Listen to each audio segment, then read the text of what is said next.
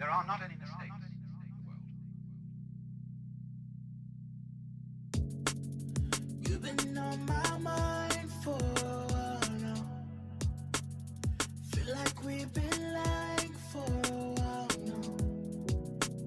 Your body shine like gold and I can't help when I touch you.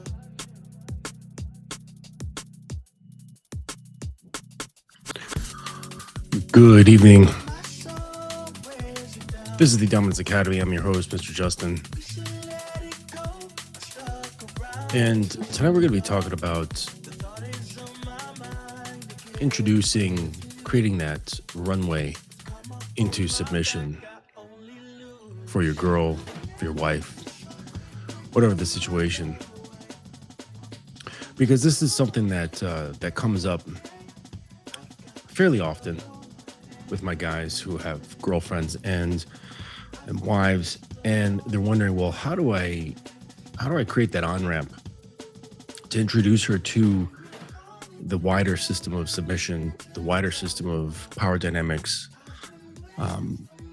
because that's what you need before you even get into, any kind of kinky stuff or anything like that.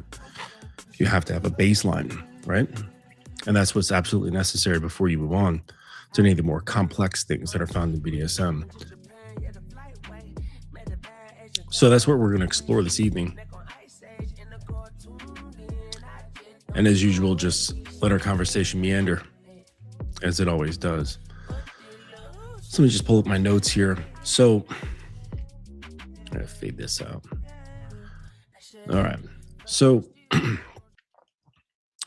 how to guide her into submission. A lot of guys get the whole notion wrong. They think they have to have everything understood, have everything like be the guy already that she submits to. And I understand the idea of wanting to be prepared, because that's a good thing to have, to be thinking ahead a little bit.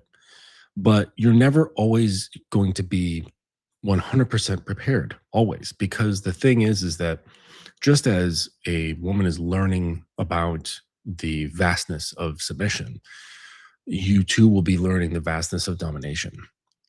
Like as she becomes more liquid, your vessel actually becomes deeper and wider, and technically it can go on indefinitely.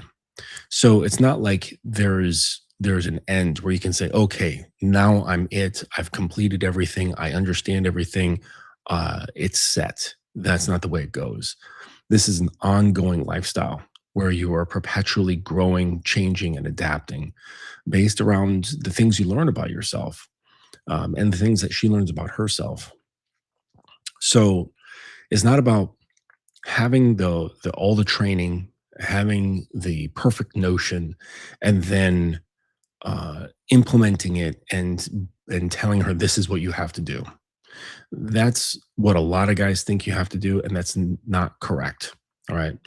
So guiding isn't like converting into sales. This is kind of like how a lot of guys think of it, as like they're trying to sell her on something. It's not that, and it's not persuading her to. All right. Basically, the first stages of it come about through creating conditions where surrender becomes her idea. It becomes something that she instinctually goes towards, but then if she consciously thinks about it, it's something that she's wanting to do. And this is nothing that can be brought about like through like technical conversations or here, read this book, that sort of thing, because for girls it's a state thing, and girls will almost always follow their states. They'll always follow their emotions, and well, not always, but they're often going to follow their state, even more so than their emotions. And so what you can do is influence the arising of her state. So, and a lot of that doesn't have to do with like what you actually do. What what what creates that is actually monitoring the things that you shouldn't be doing, such as monitoring your insecurities, monitoring or being mindful about your attachment. If you're too clingy, if you're controlling, wanting to know what she's up to all the time, messaging her all the time, checking in all the time. What are you doing? Who are you with? I remember this was a girlfriend of mine from some years ago, and she went on a trip, and it was to, I think, celebrate the birthday of one of her girlfriends who was about to get married, and she was pregnant. And the girl in question, the birthday girl, she her husband, or her husband to be, was one of those guys. He was very nervous. He was very controlling because of his nervousness. Like, eh, grasping for control. I don't know if you guys can like know this, or if you've been able to admit this to yourself if you're like this, but it's just an expression of fear. That's all it is.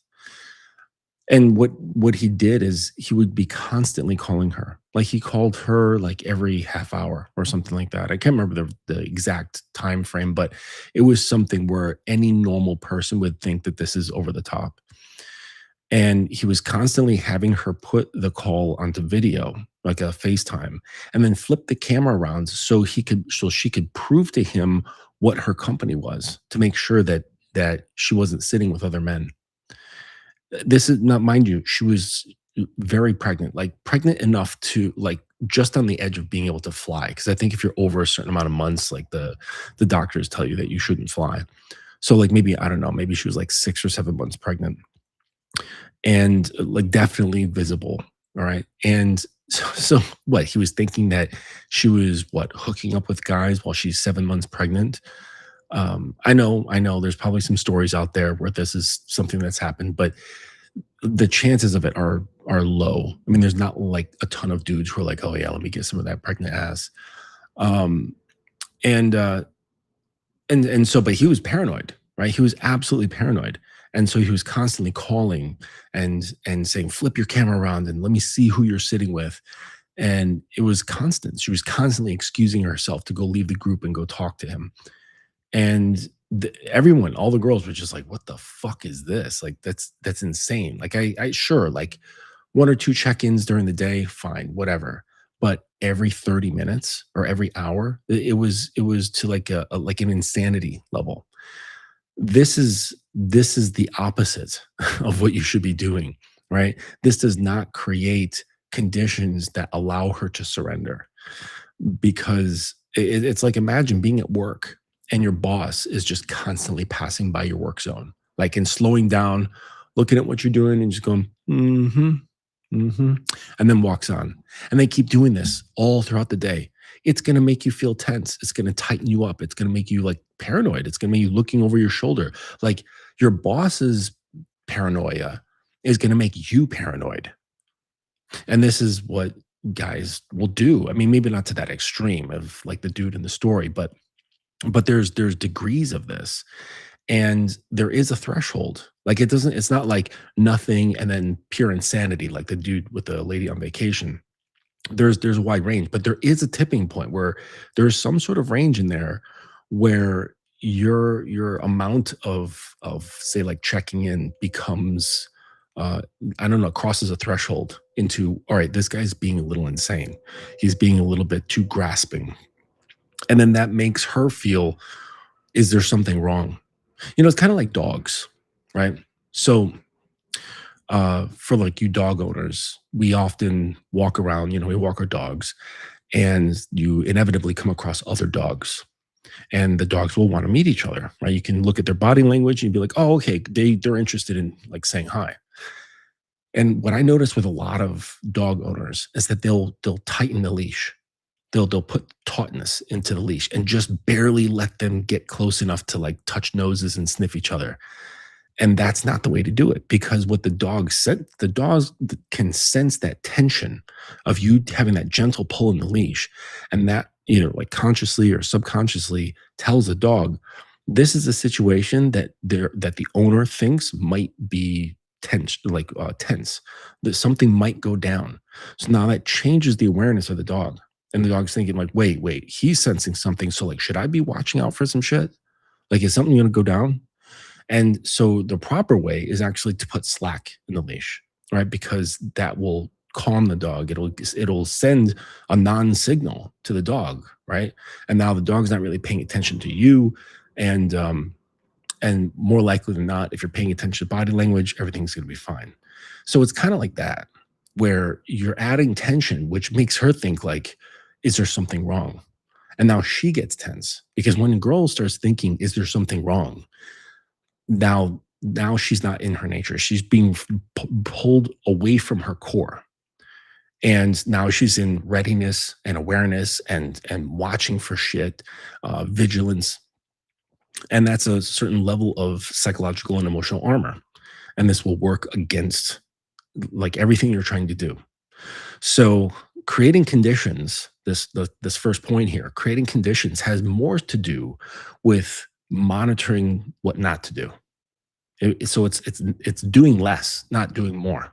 Getting rid of behaviors that cause tension, that cause anxiety, that cause worry, that makes her feel confined. All right. So because that's going to just make her tense, and tension and submission don't go hand in hand. Well, until she's submitted, and then you can add tension, but that's for a whole other purpose. All right. So creating conditions. Pressure produces, so the next thing here is that pressure produces compliance, not submission. All right. Submission is something that's offered, not extracted. So I can use the vacation guy again, or the pregnant vacation lady. So she was compliant to him, but because I think he had an intense energy, I didn't get to hear the calls, but my girlfriend at the time was telling me that he just sounded insane. Like he sounded like really tight, really aggressive, like really heavy mate guarding when there was like no guys around, right? And so this is going to make her obedient, which is exactly what she was, right? The wife to be was definitely, she was obedient, but it's not submitted. And guys will mistake this. They will mistake the obedience for submission. And this is it's just not correct. Okay. Submission is relaxed. It's not lazy. It's not sloppy. It's relaxed. Okay. Like, I don't know. The first thing that popped into my head is a Tai Chi master, right? A Tai Chi master is very relaxed, right? They're very graceful. They're easygoing. Like when they're going through like the Tai Chi form, what is it, like the 108 step Tai Chi form? When they're doing that, they're totally relaxed. There's no tension. And that's the point. But they're not sloppy.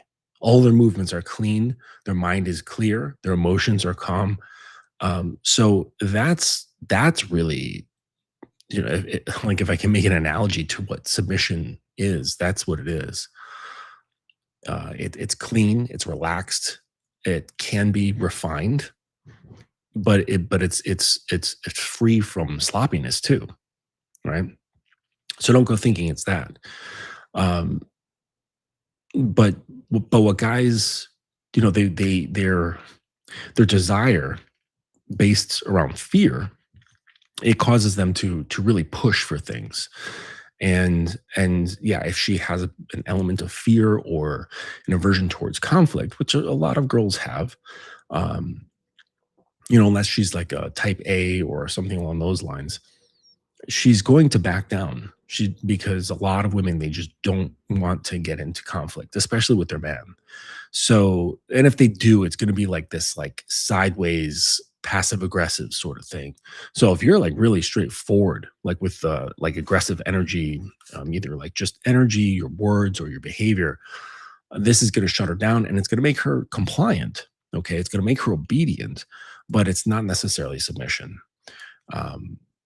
You could, like, there's plenty of people who are obedient, but they're not submitted. For those of you who have a job who's with boss you hate, you're totally compliant and obedient to that boss. But in your mind and in your heart, you're like, this guy's a fucking asshole. This guy's a moron. I wouldn't even waste urine on his grave. So but you do your job. You're like, hey, good morning, sir. Like, happy Tuesday. Let's get ready to work, uh, and inside you wish you would die, or at least just get very sick. So, so don't confuse just her doing the thing as being submissive, okay? Because she could just be obedient, right? Or just practicing submission as though it's some kind of act, right? So the real thing is offered. It's offered of her free will, and that's when it's sexiest. The funny thing is that I think enough guys know this, and it frustrates them to all hell because it's not happening. And they're like, "How can I? What do I do to make her offer it?" Excuse me, just getting over a chest cold. That's why I was out for a while. Um, so you can't like make somebody offer something, right? That's like holding someone like a gun to someone's head and telling them to have a good time, right? Uh, you can't make somebody produce an offering, and you're making them give it, and that's different. An offering is something of the free will, and so you cannot make them do this. You can only create the conditions that inspire, right? And if it doesn't happen, perhaps the environment that you created is not comfortable enough, or there's just a lack of compatibility, or she has major trust issues. Um, and two of those you really don't have a whole lot of control over. So what you do is just focus on what you do have control over and make the best of that. Because at the very least, you can just make sure that your lawn is clean and clear and tidy, right? And which allows people to come and visit and do their thing. All right. So the third point here is that submission in a new relationship isn't installed, right? It's something that's actually uncovered. Most women who want this already have the instinct, just no safe place to express it. So you can see how, like, already, like on 3 points here, it's all circling back to the environment. It's all circling back to the conditions, and it's not just physical, right? So this, but it includes that. So it's like the physical environment, the emotional environment, the verbal environment, the psychological environments, the energetic environment. All of these things have conditions that can be altered. They can be modified or influenced to feel a certain way. Like an easy thing is just say like having a room and it's just full of clutter. It's going to be hard to relax. And there's tons of studies on this where they say like, oh, like an organized desk increases productivity by 30% or some bullshit like that. But it's real. It's not actual bullshit. It's real. There's plenty of studies that show this, where you're just more efficient when you have less visual distractions around you, because it settles the mind, right? When you have all these different things going on, your eye and your mind is just going to all these different little bits of stimuli, and it's very difficult to relax and focus. So so this is so it all comes back around to creating conditions, okay? And and like I said, look, I think most women, they have the submissive spirit within them. They all have the capacity for it. It's just creating the right environment, right? Creating the right conditions plus the right person. And that's the thing that just a lot of dudes just don't get, or they just refuse to accept, because they've spent way too much time online absorbing manosphere truisms, which are these like half true, half baked generalities that sound right because generalities will be true for a certain part, you know? So it's like saying, oh, I don't know, like what's something like this? Like all fish have gills, right? And like while that is true, then or you could say like all fish eat. Yes, all fish do eat, but there's fish that eat other fish, and there's fish that eat like microorganisms. There's fish that eat plants. There's fish that eat bugs. They don't all just eat other fish, right? Or they don't all just eat plants. So when you say a generality, yes, you will be able to hit the mark on part of what makes up those generalities, but not all of them. And this is the problem with Manosphere because they love those like one-liners, those umbrella one-liners that sounds it sounds somewhat grounded, right? Like it sounds truthful, it sounds real, right? But it's not the case when you start dealing with people on an individual basis. And i I really encourage guys to stop looking at women in these large groups, okay? Because when you start looking at women in large groups, then those like red pillisms or manospherisms, they can be true, right? Because you're casting it over a large group, so the chances of you hitting the mark are very high. Okay, but it's like, well, what if you looked at your individual experience and you happen to interact with one of the women from that group of women that that statement doesn't apply to? And so now you're dealing with somebody who's just outside of all of that reality, but you've spent so much fucking time absorbing that crap that this is all you can see. Kind of like when people get indoctrinated into a cult. They just see everything with the cult lens, and you can't see anything else. And it feels really fucking real. It's the truth, man. you know. But the thing is that the red pill can be red pilled, right?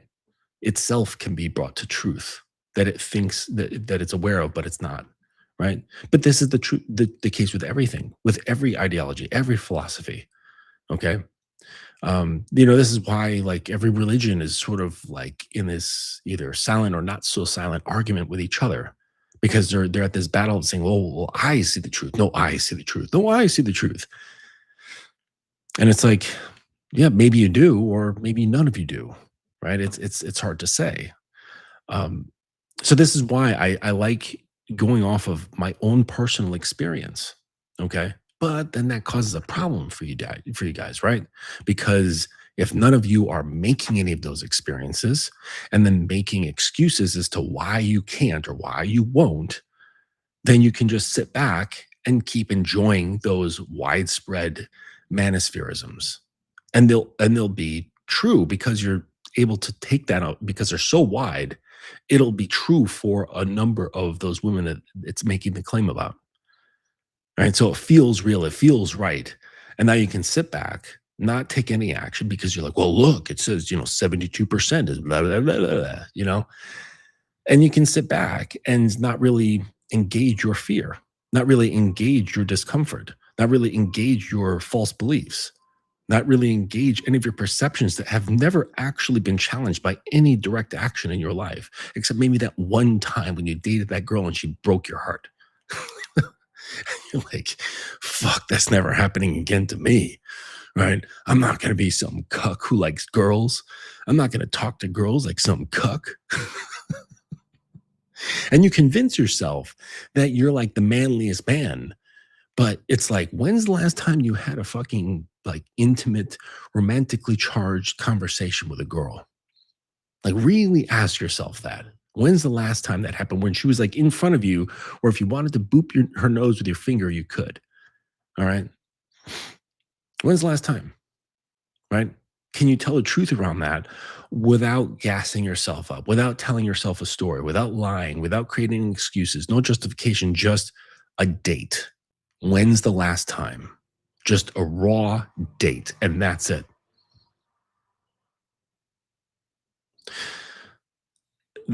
Like I said, the path of man begins when you start laying bricks of honesty, when you stop gassing yourself up, when you stop lying to yourself, when you stop blowing smoke up your own ass.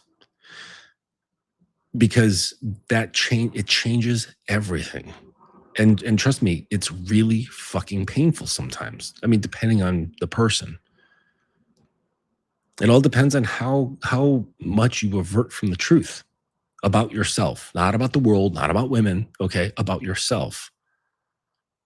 Do you avert from it like really heavily? Like, do you yank that wheel to the right, like as hard as you can? That means you've got a lot of pain or a lot of fear.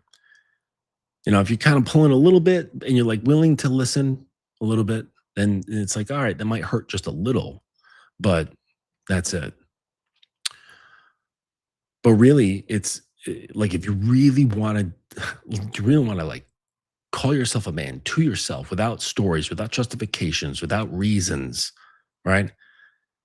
It really starts with just being honest with yourself and facing the pain, facing the discomfort, facing your fears, facing the lies that you tell yourself and being embarrassed by them and saying, man, I tell myself that I'm like this all the time when I'm actually not. And I know it.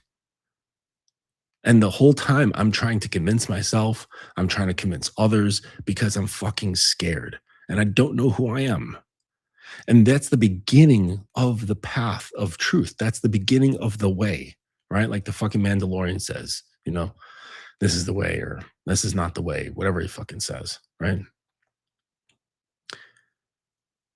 That's the only way. It doesn't come through watching inspirational videos. It doesn't come through reading books. It doesn't come through getting into arguments with women on Twitter.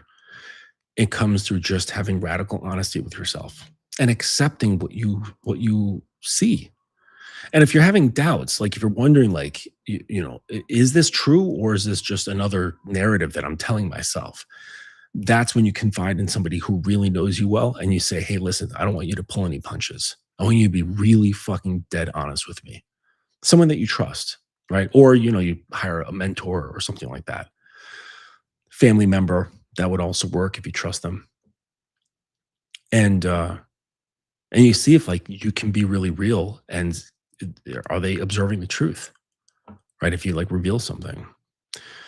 All right, so let's get back on track here. All right. So, like I said, most girls have this in their nature.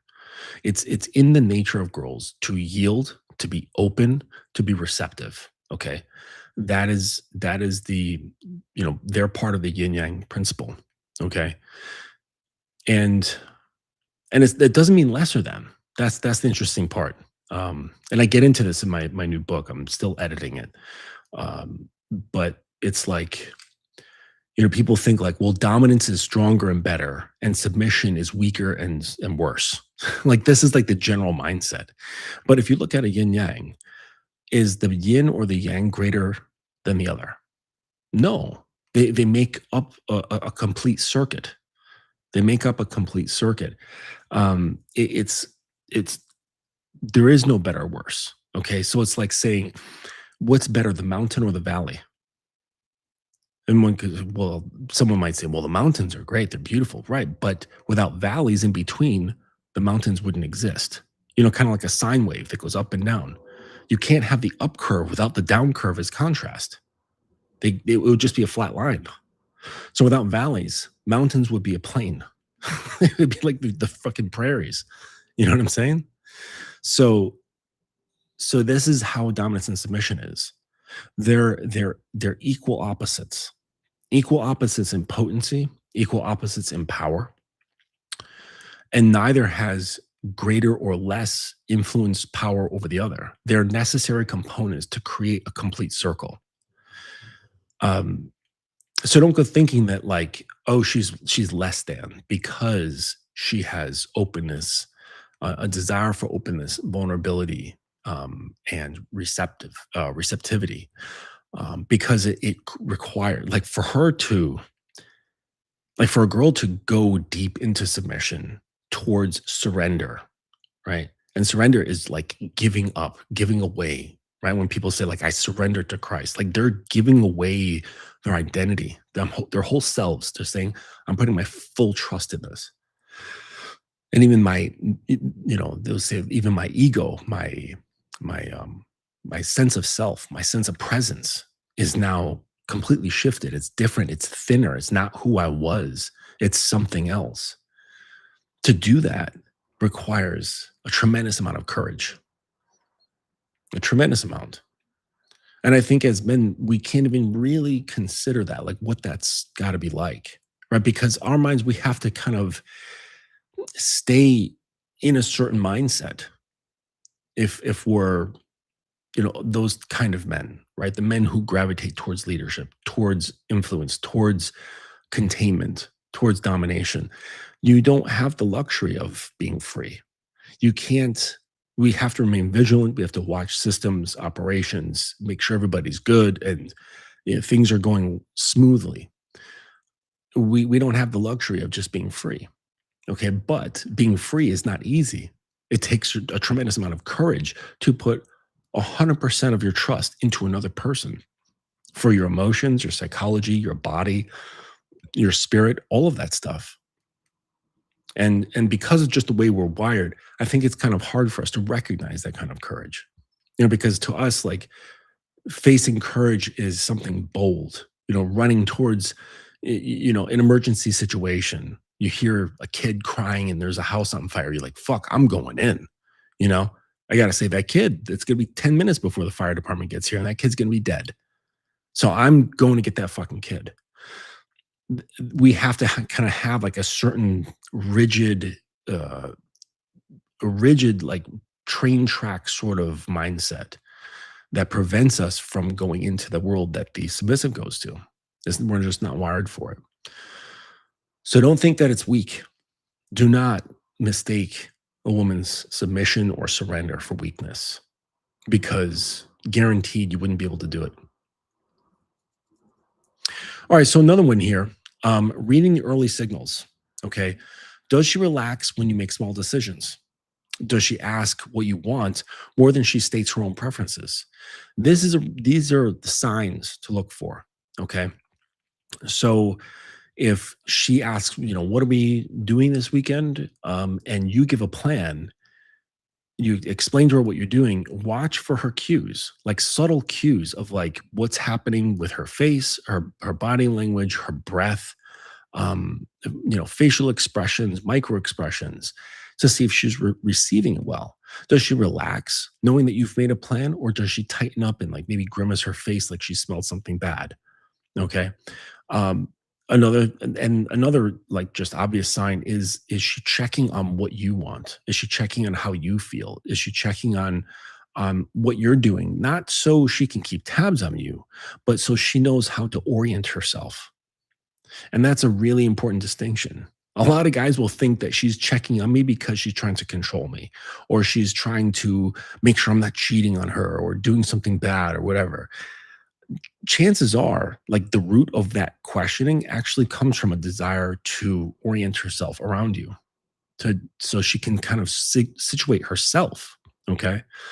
Um, I gave one of these examples where, like, if you take like a group of girls, they're all friends, and there's the leader, and she's like, okay, ladies, Thursday night we're going out. Okay, meet us at this location. They're the girls in that group are gonna feel uncomfortable if that's all the information they have. They're like, what part of town is it in? What kind of establishment is it? What's going to be happening there? Because that's going to determine how they should show up, because they want to orient themselves properly or appropriately to the environment. They don't want to get dressed up as though they're going to like a nice lounge or a nice nightclub, and it turns out that the location is a dive bar. That whoever dressed up for the lounge is gonna feel really fucking out of place. Okay. And there's like some, blues band playing on the stage. There's like cigar smoke and it smells like whiskey and shit. And she's wearing this like beautiful cocktail dress. It's like, it's going to be fucking weird. She's going to feel out of place, regardless of whether she looks, incredible. So, so having that knowledge of like what's happening allows the nervous system to calm down and allows her to orient herself to something, right? Instead of like ambiguity. If you're like, oh, we're just doing something, right? Now you can work with ambiguity, all right? Like if there's already some trust established and you say, pack a bag, pack this, and this, have it ready by the door by 6 o'clock. I'm going to meet you there with a car, okay, or my car or whatever. That is ambiguity that kind of works for you. But there's still some information of telling her what to pack, because that gives her this idea of like, oh, that's some indication of what we might be doing. Okay. and that lets her nervous system settle. But if it's just vagueness, like, yeah, we're doing stuff, and like that's all you say, it's going to create anxiety because she has nothing to orient towards.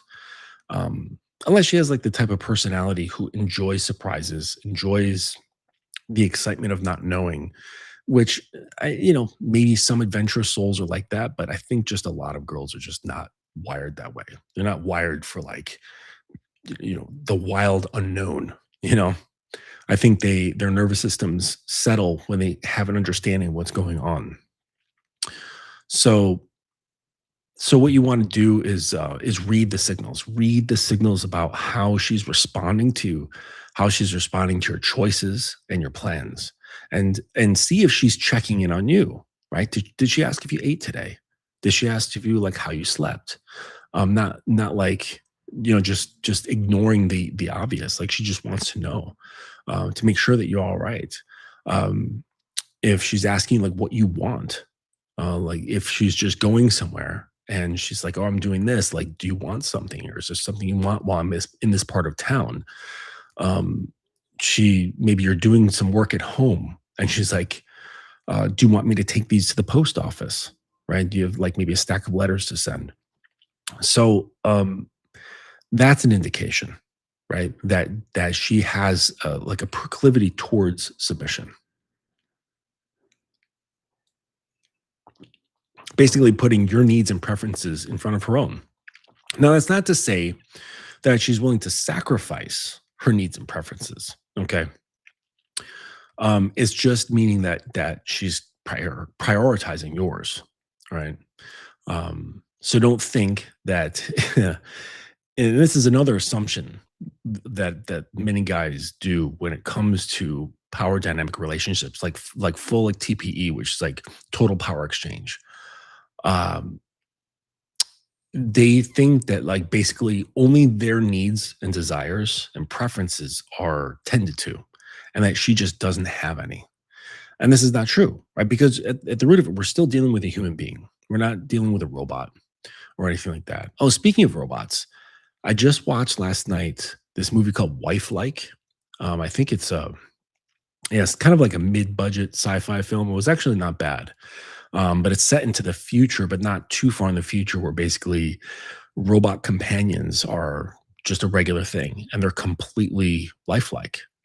And You can order them. They're very expensive.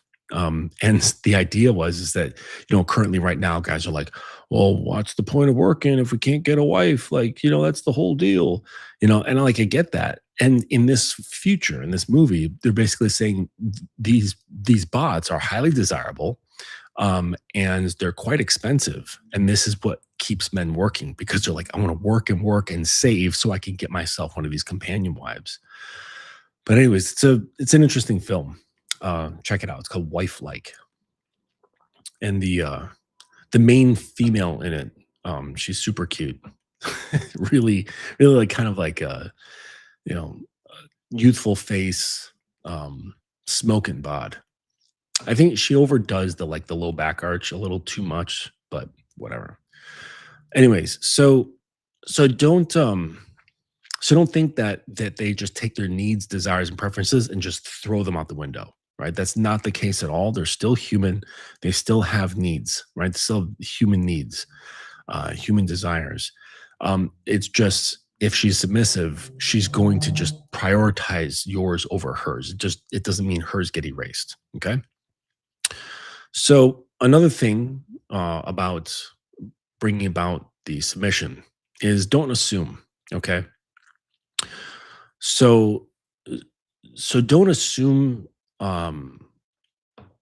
like that, like basically that it's like going to work because you know some things or something like that. The relationship, as it's growing or if it's new, it means you're calibrating. All right, you're constantly calibrating, even if you've got a great system. All right, because when she starts moving towards the state of submission, you're going to be going through layers of her behavior and psychology and emotions, and just getting like through different layers of her. And you cannot make any assumptions because assumptions can kind of like fix you into certain perceptions and ideas of what you should be doing. And this is just not the case. You kind of have to be calibrating to each discovery, right? Because you can't fully tell like what's underneath the layers. Like as you learn more about her, her motivations, and you start seeing like intricacies about like what's really moving her, like the girl underneath the girl that she shows to the world. And so there's all layers to this sort of thing. And when you start seeing them, that's when you need to be flexible because you can't be fixed on what you need to do because you don't know if that fixedness is going to resonate with what you discover. So you kind of have to calibrate as you're going along. And so the idea is like you don't want to just like deploy a system. Okay. So like a program, if you want to call it that, it can't be so rigid and dogmatic because rigidness and dogma, they tend to snuff the life out of things. You know, it's like that's kind of how jazz was born, right? By actually doing the opposite. I remember there was a musician that I was talking to, and he made this kind of silly but really insightful joke. And he says, you play the wrong note once, it's a mistake. If you play the wrong note twice, it's jazz. And I was like, huh, like that's really interesting way to look at it.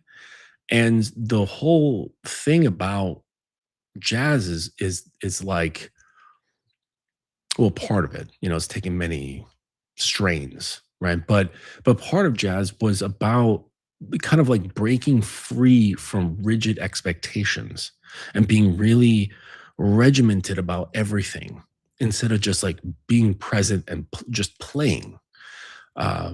Surely there's forms of jazz that are very strict, okay, and I get that.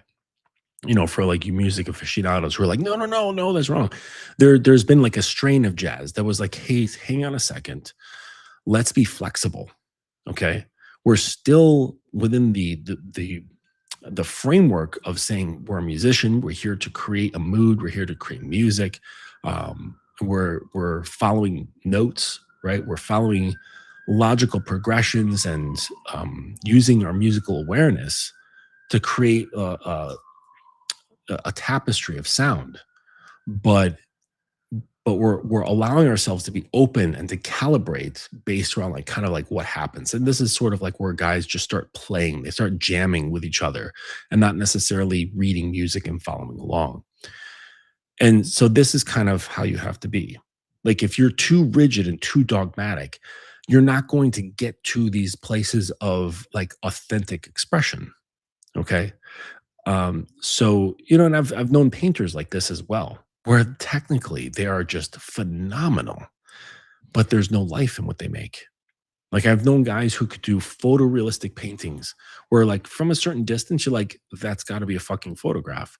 And you get in real close and you can see brush strokes. And you're like, holy shit, that's amazing. But there's no life in it. There's absolutely no life.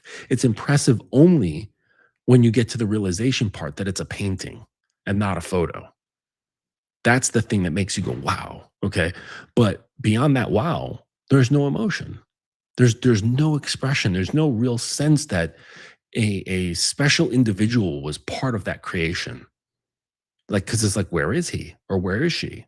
It's just a copy of something, a very good copy, but a copy nonetheless. And so this is the problem that you fall into, as a leader, as someone who say like has a program, so to speak, and you're too rigid and dogmatic towards it. It sort of snuffs out expression.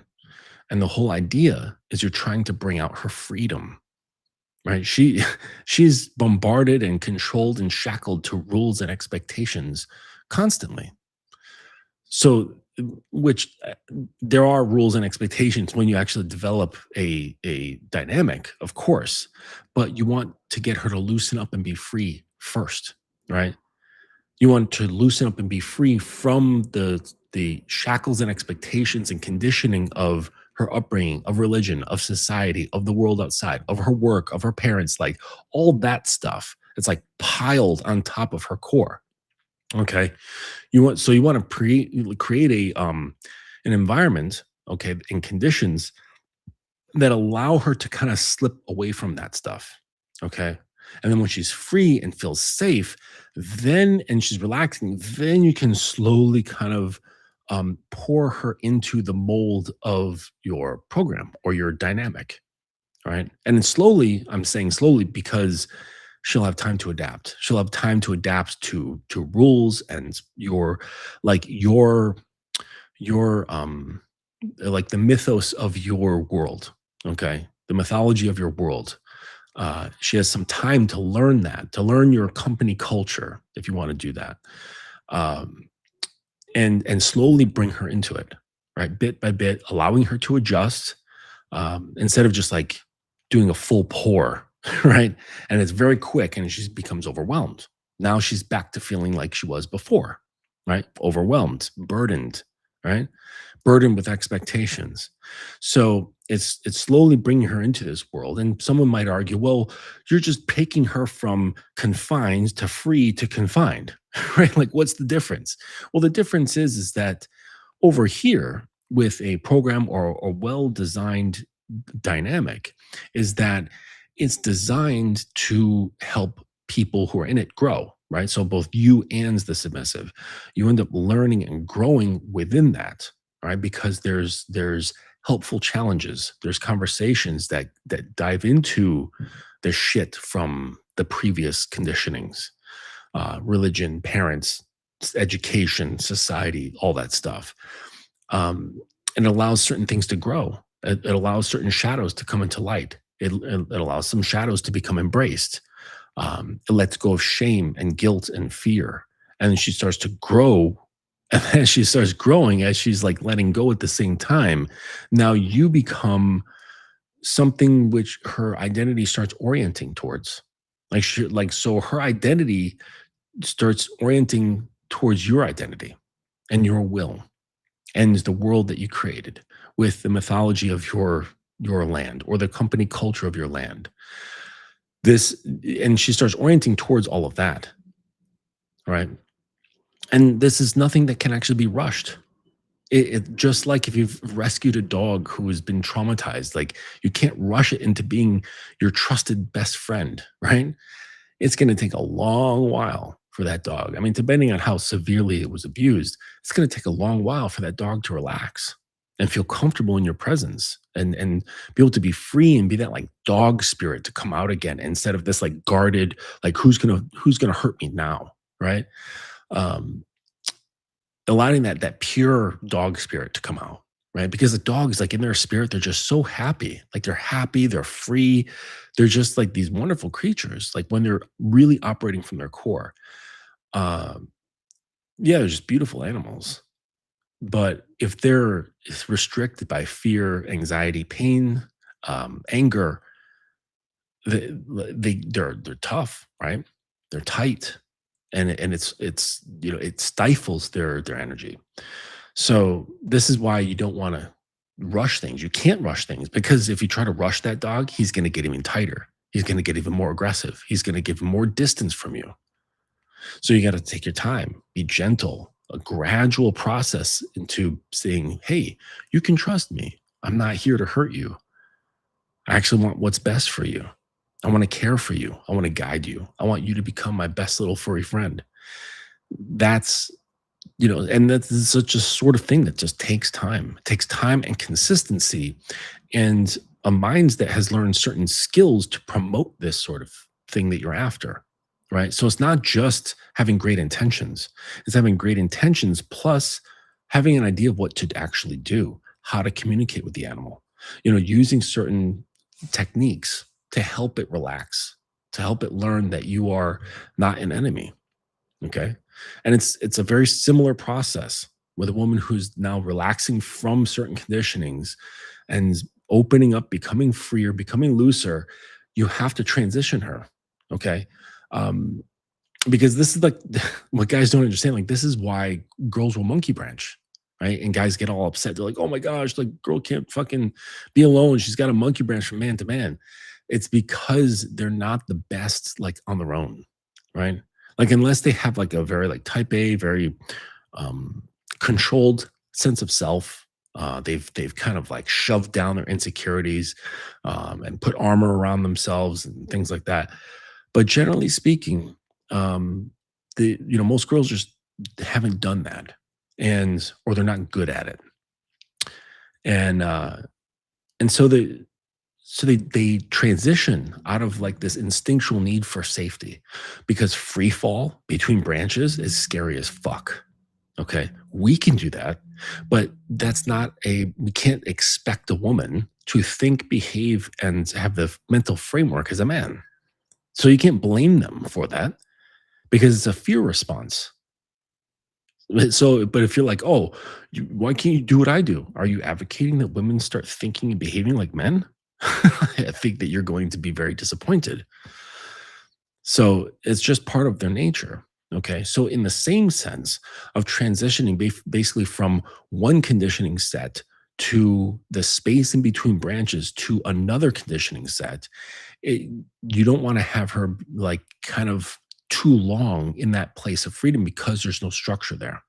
That's why you need to start slowly bringing in some structure slowly so she can adapt.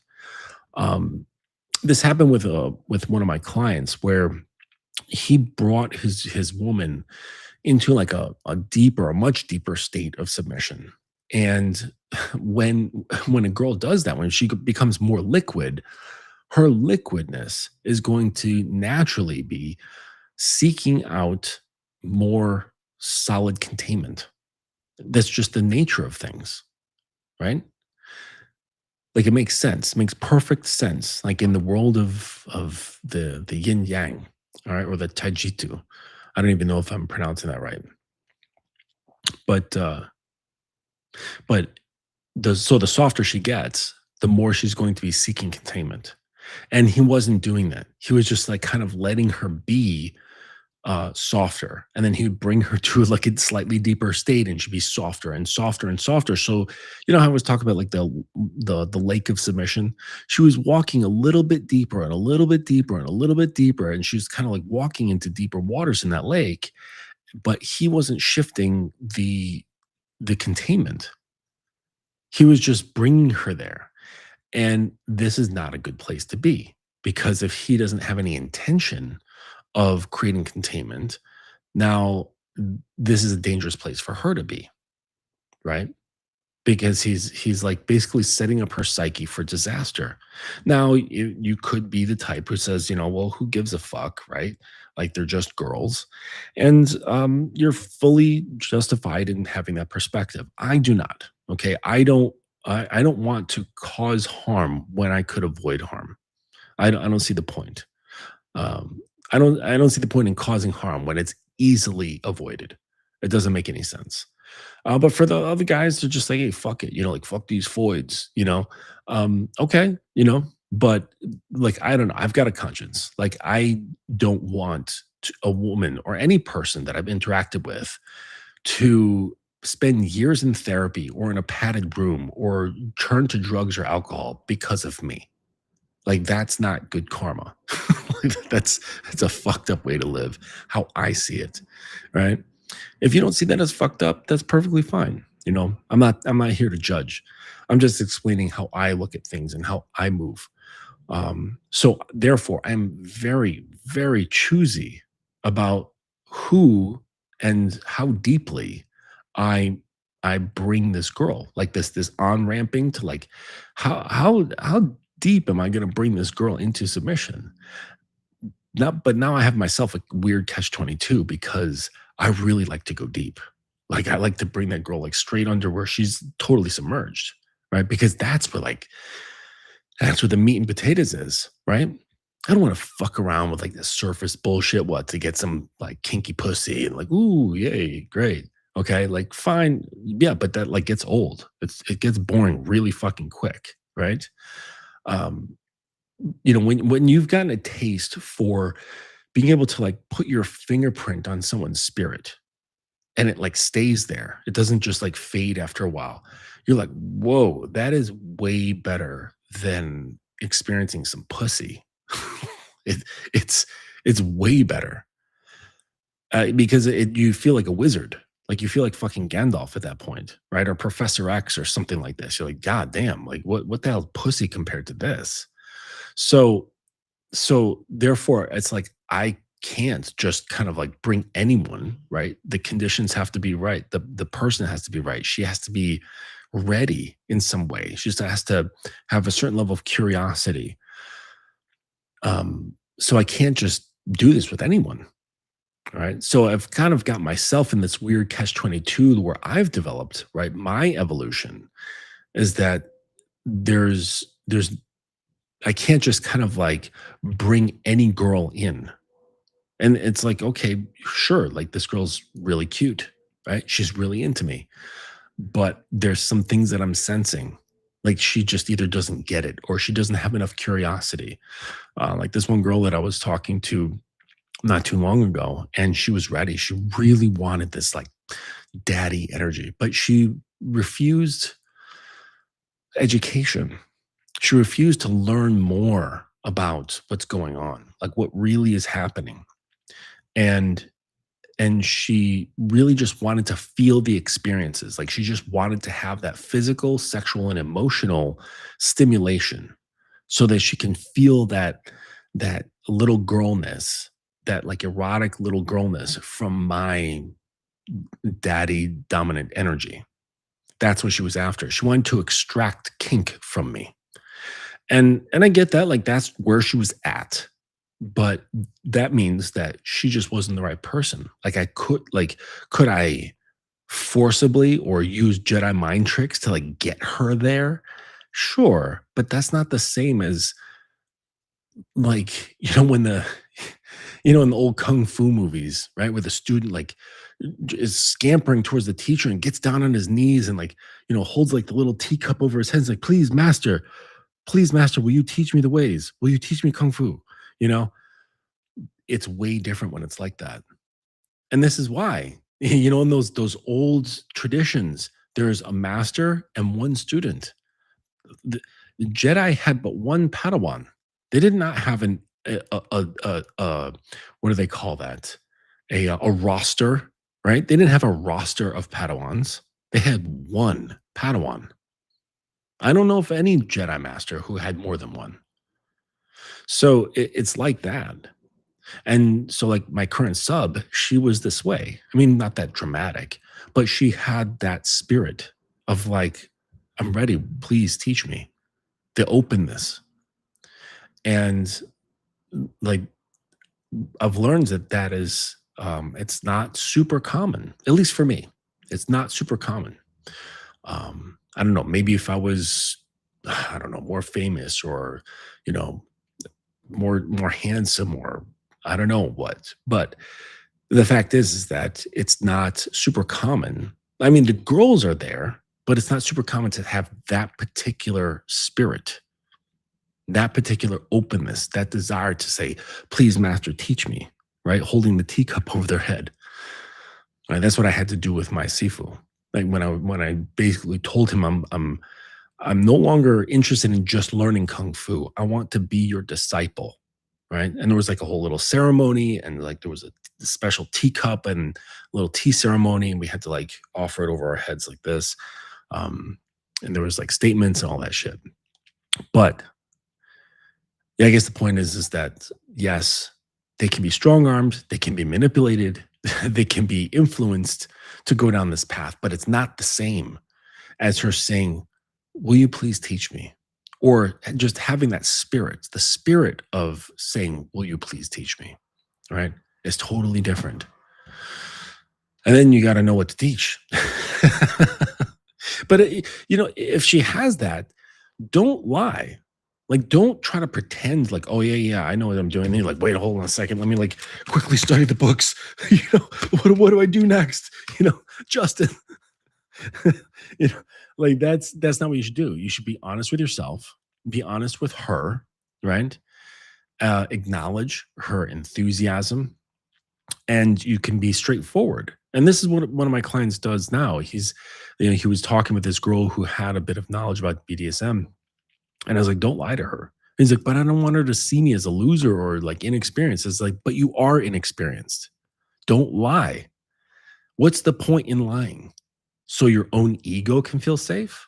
Because if you start messing around with her, she's quickly going to find out that you fucking lied. So what's the point? Be straightforward and honest. Be grounded. Don't be ashamed. Okay. It's not like if you just started picking up guitar, you're going to start telling people that you're fucking Joe Satriani, right? You don't have that kind of skill. Well, nobody has that kind of fucking skill. You're good to tell people, yeah, I just picked it up. I'm learning the basics, but I really love it. And I'm really excited to learn more. Right. And that's what he told her.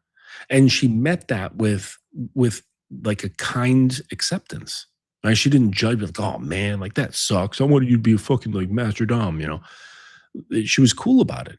Right. And I said, see, like it's not now she could have, but it doesn't matter. Right. The point is that he answered honestly.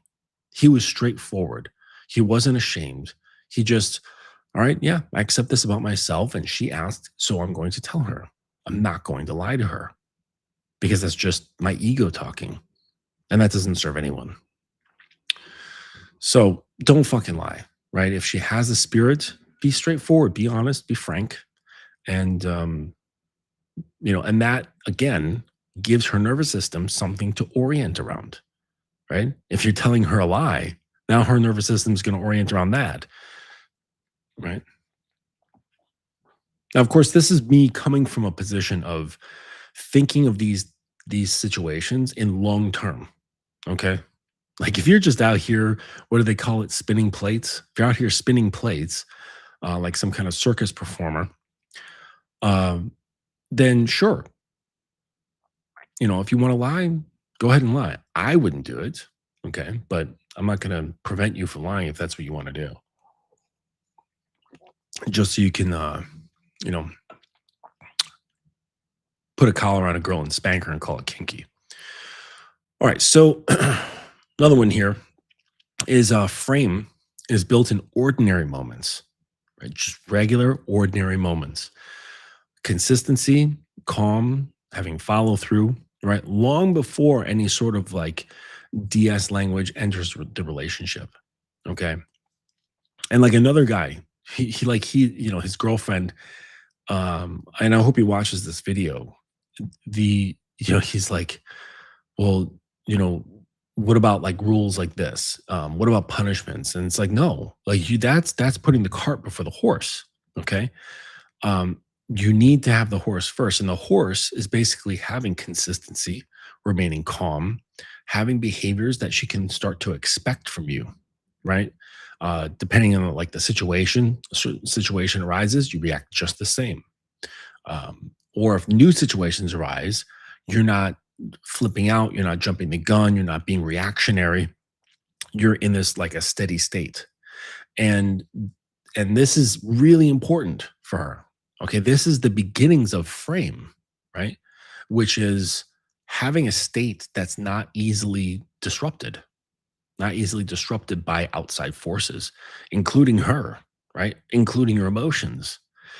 And then you also want to have consistency in the things that you are doing, and you want to follow through. So if you tell her you're going to do something or you're going to be somewhere or whatever it is that you say that you're going to do, that you actually follow through and do it. And it's not because she's an authority. She's not. It's so that you start establishing to yourself that I'm this kind of guy. You start establishing to yourself that I'm the dude who does what he says he's going to do. I'm the dude who looks in the mirror and says, I'm consistent. I like what I see. I'm approving of how I'm showing up. And this is the sort of thing, again, that starts setting the conditions. Like this is the beginnings of having a solid frame. Okay. It grows from there as far as like having a very strong, unfuckwithable frame, but that takes time. It doesn't work if you don't have calmness, consistency, and follow through. right? So you can have the best, strongest defenses in the world, but if you fold in front of a girl, if you can't stay calm when she's upset, right? Or really horny for you, um, if you don't have any consistency, like who cares if you can like defend this or that position, or you don't back down from challenges? Like who gives a fuck if like you can't even do the same thing consistently, if you can't stay calm in it in almost any situation? Like who gives a fuck, right? So it's about setting down that foundation of frame. Okay. And like again, all of these, they keep circling back to creating conditions. So about framing, the next one is about the testing of framing. And so a lot of times a girl will be testing your framing in the early weeks, right? Often unconsciously. And they call it like passing tests, but it's not really like that. Cause like when you verbalize it that way, it kind of sounds like she's the teacher and you're the student. And that's not really what it is. But we put it in that language, and it helps to I don't know, it just helps to talk about it. So passing tests, it matters. It matters more than any big declaration. And really, like I've explained this in other videos, she's not really like testing you in the way that you think you are, right?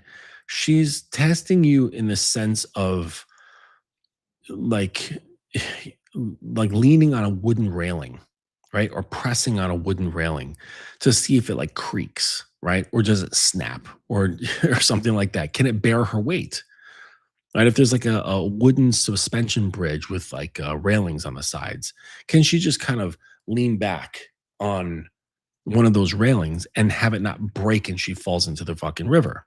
Okay. Or does this sustain her weight just fine? Okay. That's really what the testing is to for her to see not how clever you are or something like that, but more of an energetic thing where it's kind of asking like, can he handle me? Because I think the vast majority of girls know that they're fucking crazy. Like they know that their brains are just constantly shifting throughout the month, constantly. And having that shifting feels crazy. Like, and then they're crazy about knowing that they're crazy because they're like, that's insane. That I can't even have like a consistent set of emotions and thoughts and behaviors. It just always in flux.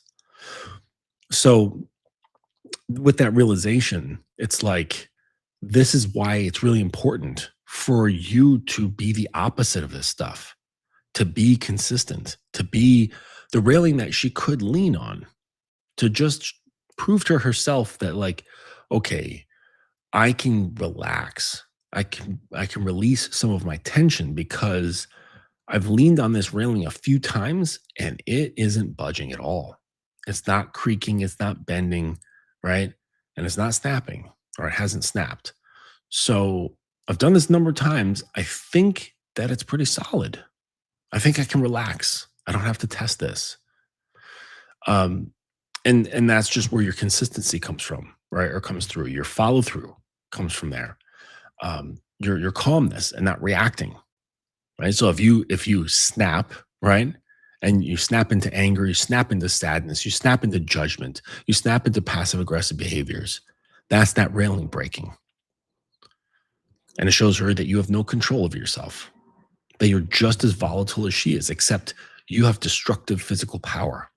So it makes it even worse.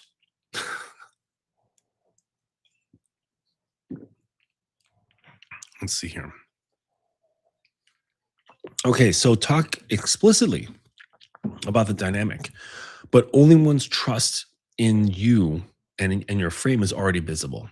Okay, so she starts being able to follow the things that you say very easily. No pushback, there's no friction. You don't see anxiety in her body language or her face. She's deferring to you. She's asking you, about your wants and your needs. And you can see that she's prioritizing some of your wants and needs before her own. That's when you can start explicitly talking about a dynamic. And you sit her down and you say, all right, well, what do you know about power dynamics? Tell me what you know about BDSM. And if you want to, you can avoid the topic of BDSM, because when you mention this to people who are not educated in it, you're likely going to come across scrunched noses, um, like ew sort of responses, or like, whoa, that's scary. So just basically unwarranted judgments. All right. So I would advise not saying those particular letters together, and just refer to it as power dynamics. And then you can bring into light like what she's already been doing, because she might even be consciously aware up until this conversation of how she's behaving, and say, listen, you're already naturally like this. Like, and then you can explore with like, well, how does it feel? Say, well, I've noticed that you tend to prioritize my needs before your own. And you're like, "Oh, yeah," and, like, you give her a couple of examples of, like, when she's done that, and then you say, "Well, how did that make you feel? How does that make you feel to put me before you?" And based on her response, that can kind of give you an indication of, like, where to go, right? Maybe she's like, "Oh, it feels really great, like, I love giving." And say, "Okay, well, that's part of a well-designed power dynamic exchange, or a power dynamic relationship." Um, and but it gets more specific. So if that sort of thing makes you feel good, we can add extra things in here which allow you to express that even more. And she's like, "Well, what do you mean?" I said, "Well, you know how like my coffee in the morning. You always make it for me, right?" And she's like, "Oh, yeah, yeah, yeah. I love that." I said, "Well, after it gets brewed, I'd like you to pour it into a cup, make it how I like it, and then bring it to me, but serve it to me on your knees." All right. And she might think like, "Oh, like, actually, wow, that's like actually really sexy." Or she might be like, "Well, why would I do it on my knees though? I don't understand." And you say, "Well, instead of explaining it, how about tomorrow morning you try it? And then we can talk about how it made you feel." Because how you feel is much more important than the explanation. And she might be like, "Okay," right? Because she's already in a state of deference. So she's more than likely going to try this. And then she tries it out, right? And then you pat her on the head, right? You pet her hair while you're standing there, and you take the cup from her, and you say, "Good girl," right? You can bend down, give her a kiss on the forehead or the lips, rise her to her feet. And then you can sit with her and say, "How did that feel?" Right? And get her to reflect on her state, right? That like it just happened. So it's going to be fresh, right? And just see what she has to say, see what reflections she has. And you can use things like mirroring to get her to open up even more, right? And she's like, "Well, like, if I don't like, surprisingly, it felt really good." And you're like, "It felt really good," right? So you mirror that, and that encourages people to open more. So now she's saying, "Oh, yeah, yeah," and she starts talking more and more about what's what she's doing. And um and then after a few mirrors, you typically label, right? And you say, "Well, it sounds like," or "It feels like," and then you label, sort of like, generally repeat what she had already said, but just like in this overarching title for. So it sounds like you were uncertain about it, but you were looking forward to trying this out, and now that you've tried it, sounds like you really enjoyed it. Is that right? And he's like, "Yeah, yeah, that's right." But all you did was just repeat everything back to what she just said, you know? But it's a good thing, because it allows her to hear it again and again, and it's like a positive thing, you know? Um, and then you can say like, "Well, how did it make you feel when I said 'good girl'?" Right? Maybe she takes contention with that, right? Maybe she's like, "Oh, I kind of didn't like that. It kind of made me feel weird, like I'm your daughter, and that's just weird," right? And then that's not a reason to back off, right? It's actually an opportunity to explore, right? So just like you had, like, let me hear about why you enjoyed the kneeling and the offering of the coffee. You can then go into um, exploring that feeling of like the good girl. And it's like, "Well, I don't." I don't quite understand it, and I want to understand it. So tell me a little bit more. Like when I say good girl, what does that feel like? What describe to me the feeling? And then she can describe the feeling. Again, you use mirroring, right? You use mirroring a couple of times. And after a few times of that, you use the labeling. And this encourages to open more and describe more, to flesh it out more. And you might discover there's perhaps a very real reason why that phrase makes her feel funny, or that there's a completely ridiculous reason or no reason, right? Maybe it's just like this very fragile, um, what's the word? Brittle reason why. Like maybe just like somebody told her that it's bad, right? And there's like really no rhyme or reason behind it, but just some girl told her that it means that it's bad and it's infantilizing and it's like the patriarchy and that she should just never let a man call her this, and she like learned it from watching TikTok or some shit. And you find out like that's the extent of the depth, right? Um, so there's like no real basis. There's no real emotional reason. It's just something like that she adopted. Um, and so this is part of the discoveries. This is part of actually building these deeper DS connections, where it gets into really like understanding and tapping into that person, right? Because it's not about like a means to an end or getting to a certain place where like, oh wow, now I say good girl to her all the time and it makes her pussy wet. Like that's sort of irrelevant, right? And if you're stuck on getting to that goal, you're going to miss things. Kind of like when Bruce Lee was teaching that kid in the beginning of Enter the Dragon, and he's describing martial arts, and he's like, it's like a finger pointing at the moon, and the kid looks at this finger, and he smacks him in the back of the head. He says, "No, don't look at the finger, or you'll miss all the heavenly glory." And that's sort of what happens with guys in BDSM is they get fixed on the finger. They get fixed on using the phrases, using the toys, having the look, having the speeches, like the things of that. When you're missing the whole fucking point, you're missing the heavens that are beyond those things. Those things are fun, right? That's great and all, but that's not the point of it. And so don't get stuck on like, oh man, I wanted to use that phrase. Doesn't mean you won't. It just at this moment, she's not comfortable. And it's better. Like, what's better? You getting to use this phrase comfortably with her, and she's like, "Ooh, great, good girl," or having a deeper understanding of her and not getting that thing. I would go for the deeper understanding because in there's things even greater than some fucking surface level phrase of good girl, right? You're getting at the core of somebody beyond her perceptions, her beliefs, her feelings, right? That's where those conversations lead. They go deeper into that darker place that doesn't get unearthed under normal conversation. So this is what's really important, not the surface level crap, right? All that it's fanfare, right? It's fanfare. It's fun fanfare, but it doesn't exactly have much meaning, right? It's not deep, right?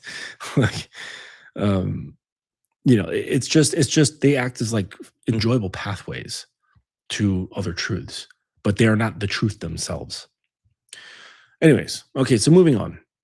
So this is talking explicitly about the dynamic. All right. The next one here is direct conversation about desires, limits, and pace. Early, honest, and unpressured. So this is when, after you notice that she has some deference, that you notice that she has an inclination to put your needs and desires in front of her own, you get this sense that she's got a bit of curiosity. Maybe you brought up power dynamics and she's like, what's that? Or like, oh, like I read about this. I've read about that once before, like, some magazine or came across some, website article and, she thought it was really interesting, but didn't really know like what to do about it. So like, that's like a good base to have. And this is when you can start having direct conversations about desires. You can start talking about fantasies. You can, maybe she's not really connected to her fantasies, right? So you want to kind of explore with her to bring that out. Like getting her like a couple of those books, right? The eroticism books, allowing her to read these. And some maybe she finds like not really her thing, but then another one it is, right? And she's like, oh my gosh, that was so hot. It's like, okay, cool. So the one that you didn't like, let's talk about like why that didn't feel connected to you, like why it didn't arouse you or excite you or make you want to turn the pages faster, right? And why the other one did. Like, what were the elements in there? So start like kind of picking things away, and then you discover like, oh, so she's like really into this, right? Whatever sort of like the little things came up in the story, like, okay. And then you can really talk about that directly, right? And then you can figure out and go even deeper into that, not just hold off and say, oh, okay, so she really enjoyed the scene like where the guy like abducted the girl and brought her to his like, lonely house in the cabin, right? Um, and so she's like, that was really hot, like really turned me on. And it's like, okay, cool, but the guy, like, in like, the Minotaur on the farm, like that wasn't very exciting, right? It was too weird. It's like, okay, cool. So you can explore like why that was weird, why that turned her off. And it could be a very simple reason. Like she just like couldn't relate, or whatever. But there could be a deeper reason. But then you kind of go into what was she really enjoyed. It's like, oh, that part of with the story where she got abducted by the guy, and like she kind of took the hood off of her head, and she was sitting in this cabin in the middle of the woods.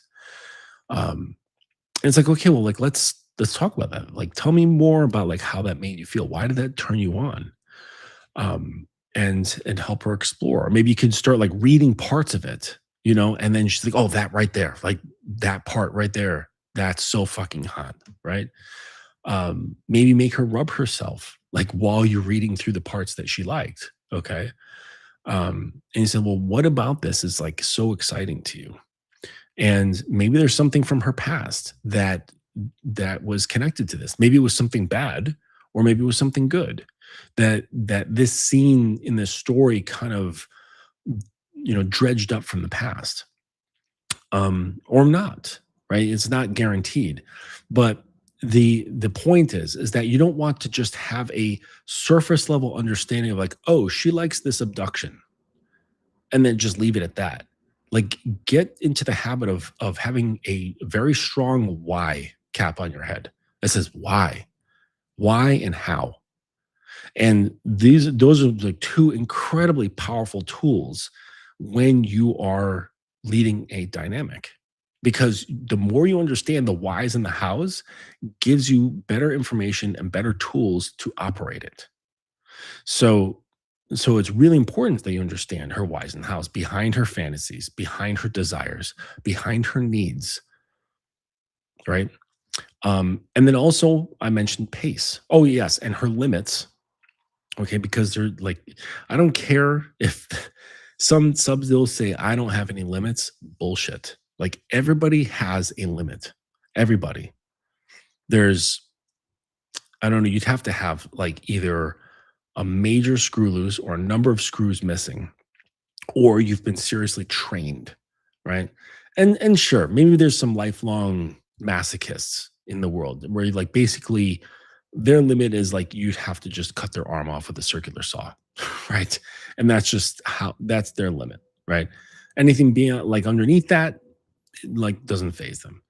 And sure, but I think that's a very small percentage. I think most players, most people, players of BDSM, most lifestylers, and most just people in general, they have their limits. Even the super tough people, they have a limit.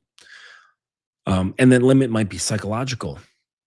They might be super tough physically, but psychologically, there's like, oh, there's an open wound.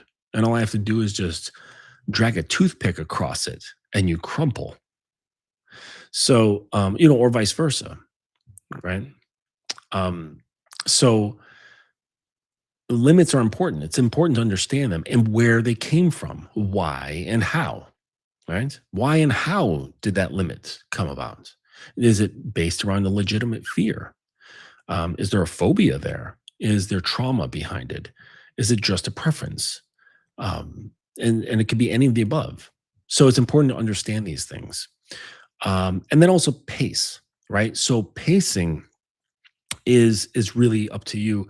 But what I remember like when I was like first getting into martial arts, one of my teachers, well, my first teacher, he would say to the class, because there's a bunch of kids, and some were more athletic than others, and so on. And he says, "Listen," because it was like Japanese style training, it was a traditional, like Japanese school that, um, oh,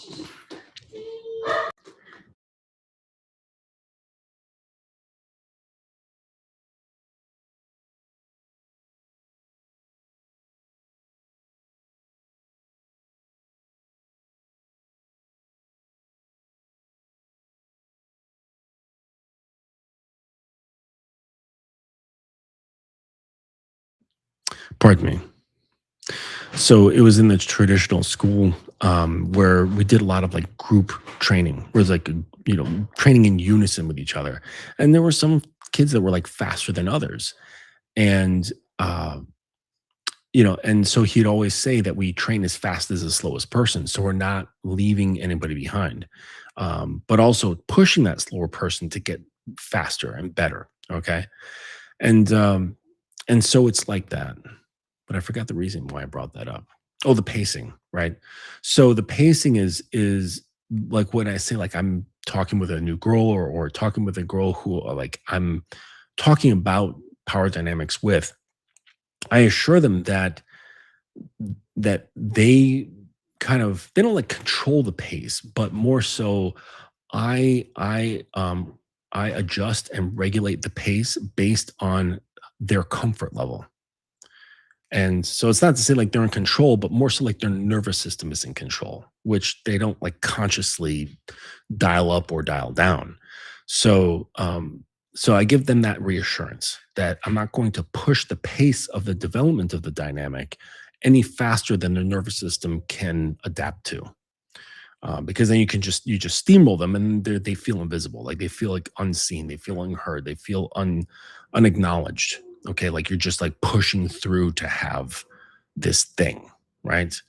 And it's just not it's not conducive, right? And it actually pushes them into a position of psychological firmness, and now you have to work again to soften them when they could have already been curious from the first place, but you were rushing so much that it forced them into their shell again. And now you got to start all over. So don't shoot yourself in the foot like that. So, um, next one is position it as an invitation, right? So when you're talking about dynamics, you're talking about BDSM or something like that, but you position it as an invitation with no real, with a real no available. Okay, not a negotiation that you're trying to win. So you're not trying to convince her to join you on this path or convince her why it's such a great thing for her to try. You're not trying to sell this.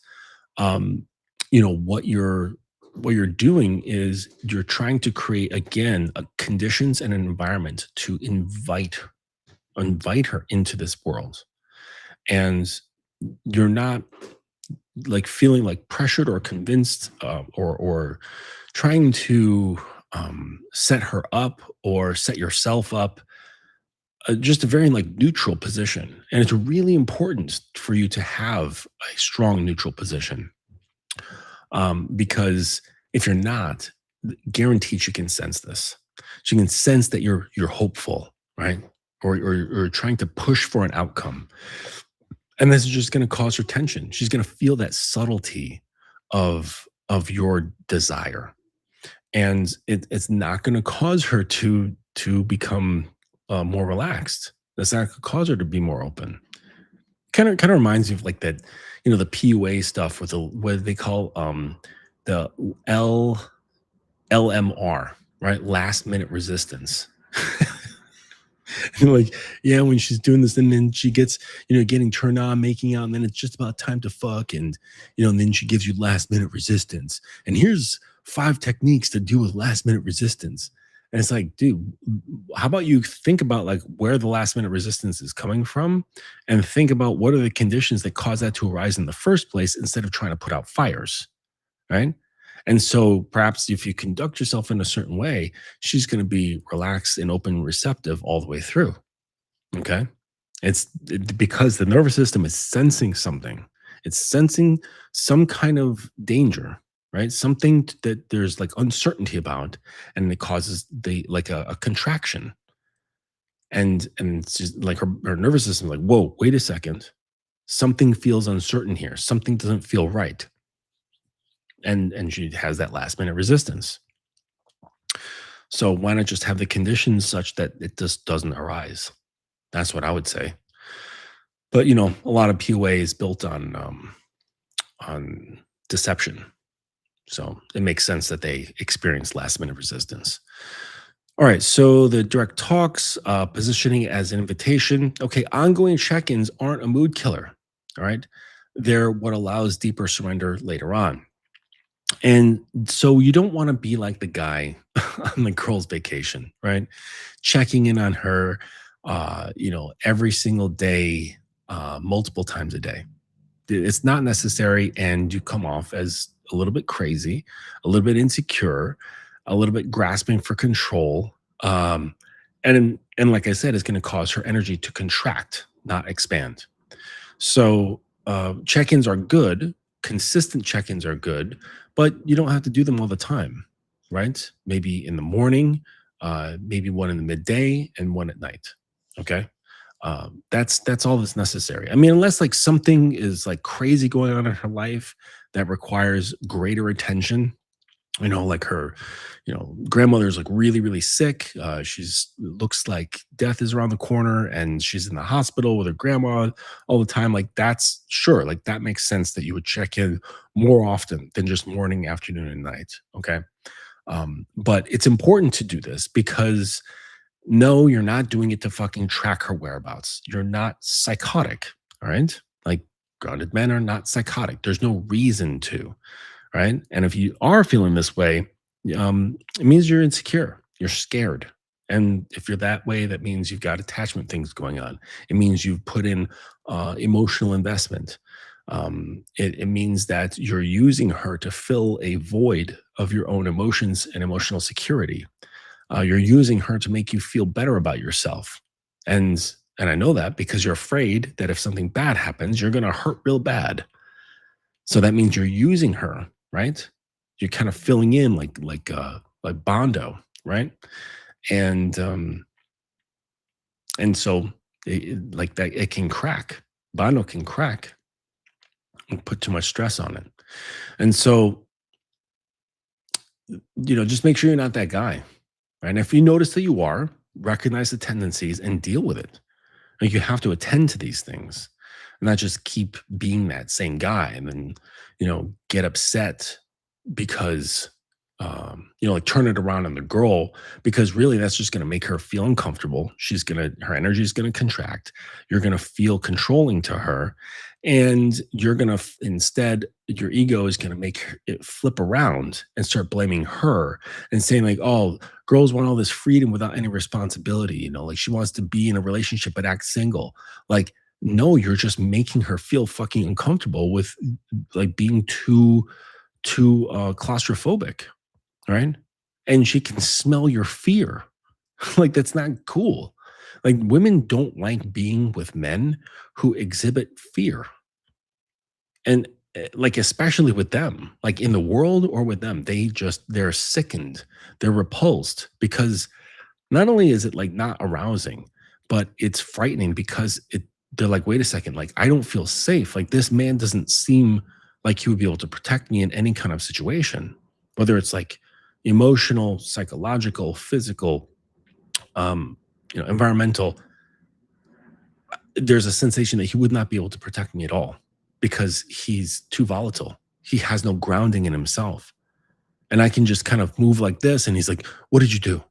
Are you with a guy? Did you sniff his butt? Is this cock in your mouth?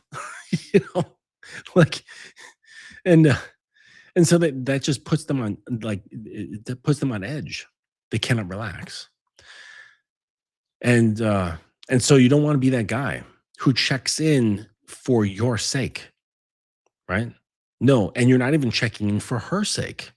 What you're doing is you're establishing, um like, slowly, like layer by layer, like you're painting on like thin layers of, like, you've ever done like fiberglass work or carbon fiber work, especially like thin fiberglass. You lay down some of the acrylic, right? The two-part epoxy or acrylic, and you paint it on, and then you lay down this really, really thin bit of fiberglass, this fiberglass mat. It's super thin. And you brush that down or you roller it to push out all the air bubbles. And you put on another layer of the acrylic and then another thin layer of that fiberglass. And you start building up the layers, like, over and over and over. And then this thing becomes like rigid. It becomes hard as a fucking rock, right? And so that's kind of what you're doing with these check-ins. You're not doing it for your emotional safety. You're not doing it really for her emotional safety, even though that can be an outcome, but you're not doing it for that. Okay. What you're doing is, when you check in, you're doing it for the dynamic itself. In doing check-ins like this, you're painting on a thin layer of that acrylic. You're placing a thin layer of that fiberglass. All right. And is it really strengthening the dynamic? Maybe not really, but it's more important about the mindset. The mindset behind it is what's really important. That you tell yourself, I'm not doing this for my sake because I don't need to. I'm fucking secure in myself. I'm not doing it really for her, though she might benefit. I'm really doing it for the sake of the dynamic, of providing structure. But it's not like rigid, crazy fucking structure. It's just this like little thing that I'm doing. But as I do it consistently, it's like laying up layers of fiberglass over and over and over. And before you know it, it's this very firm, rigid structure. So it's the mindset behind it that is more important than your emotions or her emotions. All right. For something like this. All right. So ongoing check-ins, if it's just too much, all right, it becomes a mood killer, right? If it's the right amount, then it strengthens things, right? So just understand that. All right, next one here is start with low stakes structure. Now that we're on the topic of structure, low stakes structure. So decision making, small rituals, the tone of voice, right? Not high intensity scenes and not high protocol rules. You start off small, right? And I've talked about three easy ones, which is you want to have speech, you want to monitor speech, clothing, and timeliness. Those three things are really easy rules or structure to kind of put into place. Now, of course, you don't want to be a hypocrite. Hey there, little one. Good to see you. Thanks for stopping through, even though I know you've got yourself a very busy day. So what I was saying is that you don't want to have things too crazy. You want to have just simple stuff, but you also don't want to be a hypocrite. So for, let's say, speech, what does that include? That includes having good conversational skills, which means speaking clearly, speaking concisely, not interrupting, not stuttering. Let's see. Yeah, just like basic stuff like that. Oh, no curse words. Okay. Now, you can give these instructions as long as you already do this. You already don't use profanity.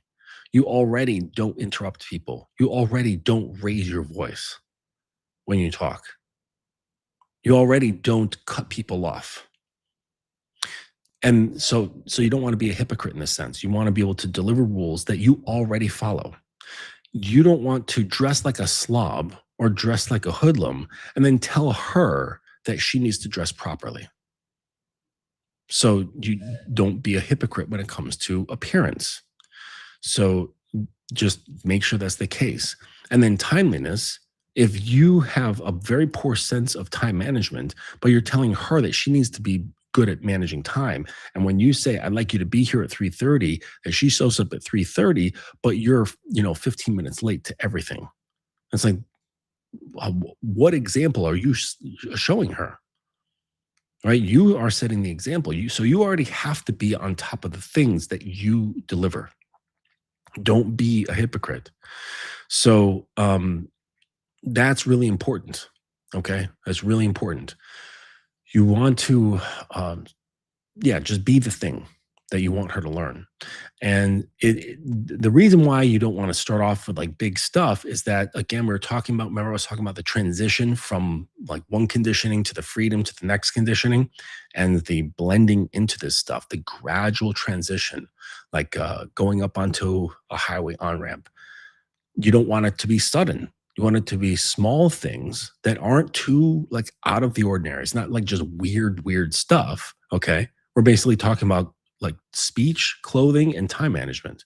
We already deal with those things in regular life. All you're doing then is just putting some basic parameters around it.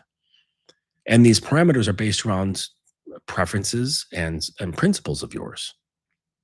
Okay. And they're fall into the realm of reasonable. All we're doing here is just bringing it to a conversation and being explicit about it.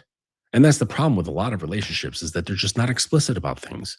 They don't really openly talk about really specific stuff about what's their needs, their wants, their expectations, their preferences, their desires. They just kind of like wing it through these things until they start coming to an impasse or friction.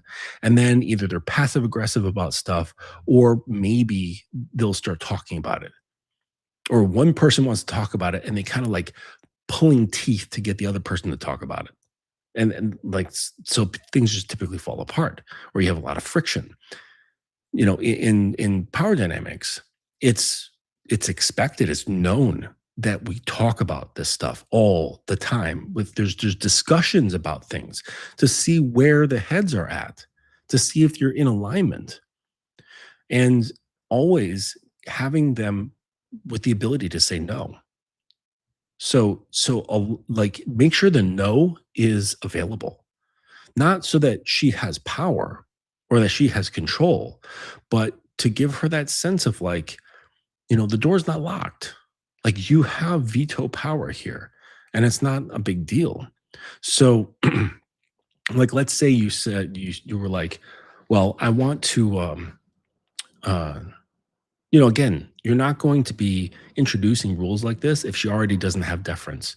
If she already isn't like, if she's not showing deference, if she's not putting her needs behind yours, if she's doesn't come at things with like a sense of curiosity and energy and gratitude, then you're not going to get this far. You're not going to get this far about like implementing these things. But let's say you do, like everything's golden, and you say, well, I prefer, when it comes to appearance, that you wear tasteful dresses. Okay. It doesn't have to be like fancy dresses, just dresses.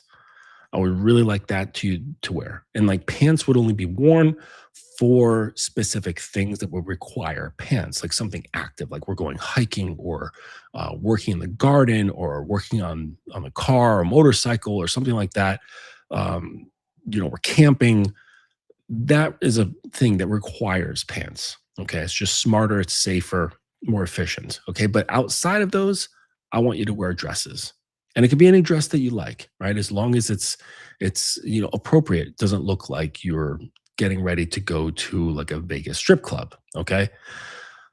Fine. Right. Say like things are approved and things like that. But she bring that up and she's like, no, I don't want to. Again, you don't just be like, really? Why? Like, with like pushback. And that's a time for you to that's actually a pathway. That's actually an opportunity to dive into that. Well, not dive in, but to just kind of walk towards that in an exploratory way. You don't want to wear dresses? And she said, no, I don't. You don't? I'd like to know why. Would you care to tell me about that? And maybe she doesn't want to. And you say, okay, we'll come back to that. Now it's really something, because now it's worth there's now really something behind there, because typically when someone says, I don't want to talk about it, it means there's something strong behind with it, whatever that is. Okay. So now it's like, oh, now there's an even greater discovery. Like what possibly could be behind that, where she's so strongly against, like, no, I don't want to wear dresses. And not only that, I don't even want to talk about it. So that's like, to me, like, oh, that's interesting. I would definitely want to circle back on that. And but if not, and which I don't think that's very common, should just explain it, right? And then you can kind of, again, use mirroring, use labeling, and allowing her to open up and describe more of the situation of why and how she's come to this conclusion of not wanting to wear dresses. And it could be totally legitimate, or it could be something that was just picked up or made up or just come to believe with no real substance behind it. And that's just the way it goes sometimes. But again, is it really, like, what's more valuable? Having the knowledge and understanding of the depth of the girl behind the girl who wears the dress, or you just getting her to wear the dress? Which one's more valuable? Because again, it's not fucking important. That's not the point, right? So again, don't get stuck on the finger pointing in the moon, right? You're missing the greater fucking picture here by getting stuck on the thing. Man, she's not wearing the dresses that I want her to wear the dresses, man. She's fucking not submissive enough. You're missing it. You missed a great opportunity for a deeper understanding. It's not about the fucking dresses. Okay. Sure, if she has no problem with it, great. Okay, cool. Right. But whenever there's friction, whenever there's like a little something, a little bump in the road, a rock, under your foot, you don't lose it. You say, like, what's going on there? And get curious. Get curious about the mind, all right, of why and how things are working. Because if you want to continue with this, you want to really understand power dynamics, not just so you can meet your own, like, your own ends. So you can get a certain something, so you can achieve a certain feelings, your ego can get, a bigger chest. But if you really want to get good at this, you have to start developing a keen curiosity for the human mind and not get caught up in whatever you discover. Like, not getting caught up behind, like, oh, she's not into this, and just leaving it there and being like, oh man, I'm grumbling. I'm gonna, kick a can down the road, right? Because I'm not getting this thing on the front end. And it's like, you're missing out. You're missing out on really understanding something. So you want to get good at this. You want to get good at being a dom. Get curious about the human mind, and not so you can meet your own ends or achieve your own ends. That's not the point. You're missing it completely. Just have a curiosity for the sake of knowledge and understanding. Now, does that mean that you won't use that knowledge to your benefit? Sure. Does that mean you won't use that knowledge to her benefit? Sure, you will. I do. Okay. I willfully manipulate my girl all the time. Now, whether she is aware of it or not, I'm sure some of it she is aware of, and some of it she's not aware of. And the part that she's aware of, she trusts me and just goes along with it, because she said she probably trusts that he knows what he's doing. He has my best interest in mind. I'm going to go with this because right now, maybe I'm not quite comfortable with it, or I don't understand it, but I trust him. So I'm just going to go with this manipulation. And because, like earlier, I was talking about like consistency, allowing that to be known so that there is no doubt, right? So, so just don't get stuck. Like, start with the low stake stuff, like I mentioned, but don't get rigidly, dogmatically stuck on them. All right, that's not the point. But if there is no sticking points, like with her or resistance, yes, have some basic stuff. So, like I said, speech, appearance, and timeliness. Really simple, easy stuff to start off with. So next thing here is, each moment you hold frame and she feels safe is a trust deposit, right? Inconsistency or reactivity costs more than the deposits earn. Okay. So, in plain terms, building of trust, the interest rate on building of trust is a lower rate than the losing of the trust. Okay. So it's very slow to gain trust and it's very quick to lose trust. And you lose more when you lose trust than you ever gain in gaining trust. It's a slow growth. So you really have to keep that in mind. All right. Now, it's important to not approach this with fear, right? To be motivated by fear or motivated by approval or wanting to win the female gaze, right? Of approval, of validation. This should not be your motivation for earning trust. Okay. Again, you can put it into that three-layered thing that I described before. It's not about you, it's not about her. It's about putting in a thin layer of fiberglass mat on the dynamic itself. This is what happens when you're consistent. This is what happens when you slowly build trust. It's not for her, okay? And it shouldn't be for you either. It's and so like in realistic terms, I wouldn't even, like this isn't to be viewed in realistic terms. It's to be viewed in more philosophical terms by putting it into like an abstract idea of it's not for me, it's not for her, it's for the dynamic itself. That's what I'm nurturing. She will benefit from that. I will benefit from that, but that's not like the direct focus. Okay. That's the like the ancillary roll off effects. Okay. Or the runoff. That's the word I was thinking of. The runoff effects. All right. But the focus is the idea of those trust deposits. They strengthen the entire system. Okay. And not thinking, oh, I need to do this to like win her affection, right? Win her approval. Because just having the mindset that begets those thoughts is the problem that you're not addressing. And that's going to just cause problems down the line. I hope you got that. All right. So low stake structure, holding frame and allowing her to feel safe, trust building slow, distrust loses quickly and in big chunks. Just keep that in mind. Let her nervous system associate your authority with safety before it associates it with intensity. And this is really why I have learned to not push sexual energy, to not push that BDSM energy, okay, and really allow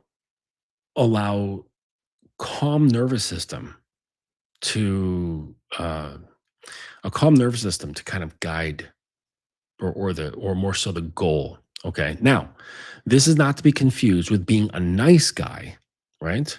Because I know like maybe some of you went to that direction thinking like, oh, well, yeah, cool. But like when I'm really nice and trying to make her nervous system relax, she just got disgusted and ghosted me or got turned off and became really cold.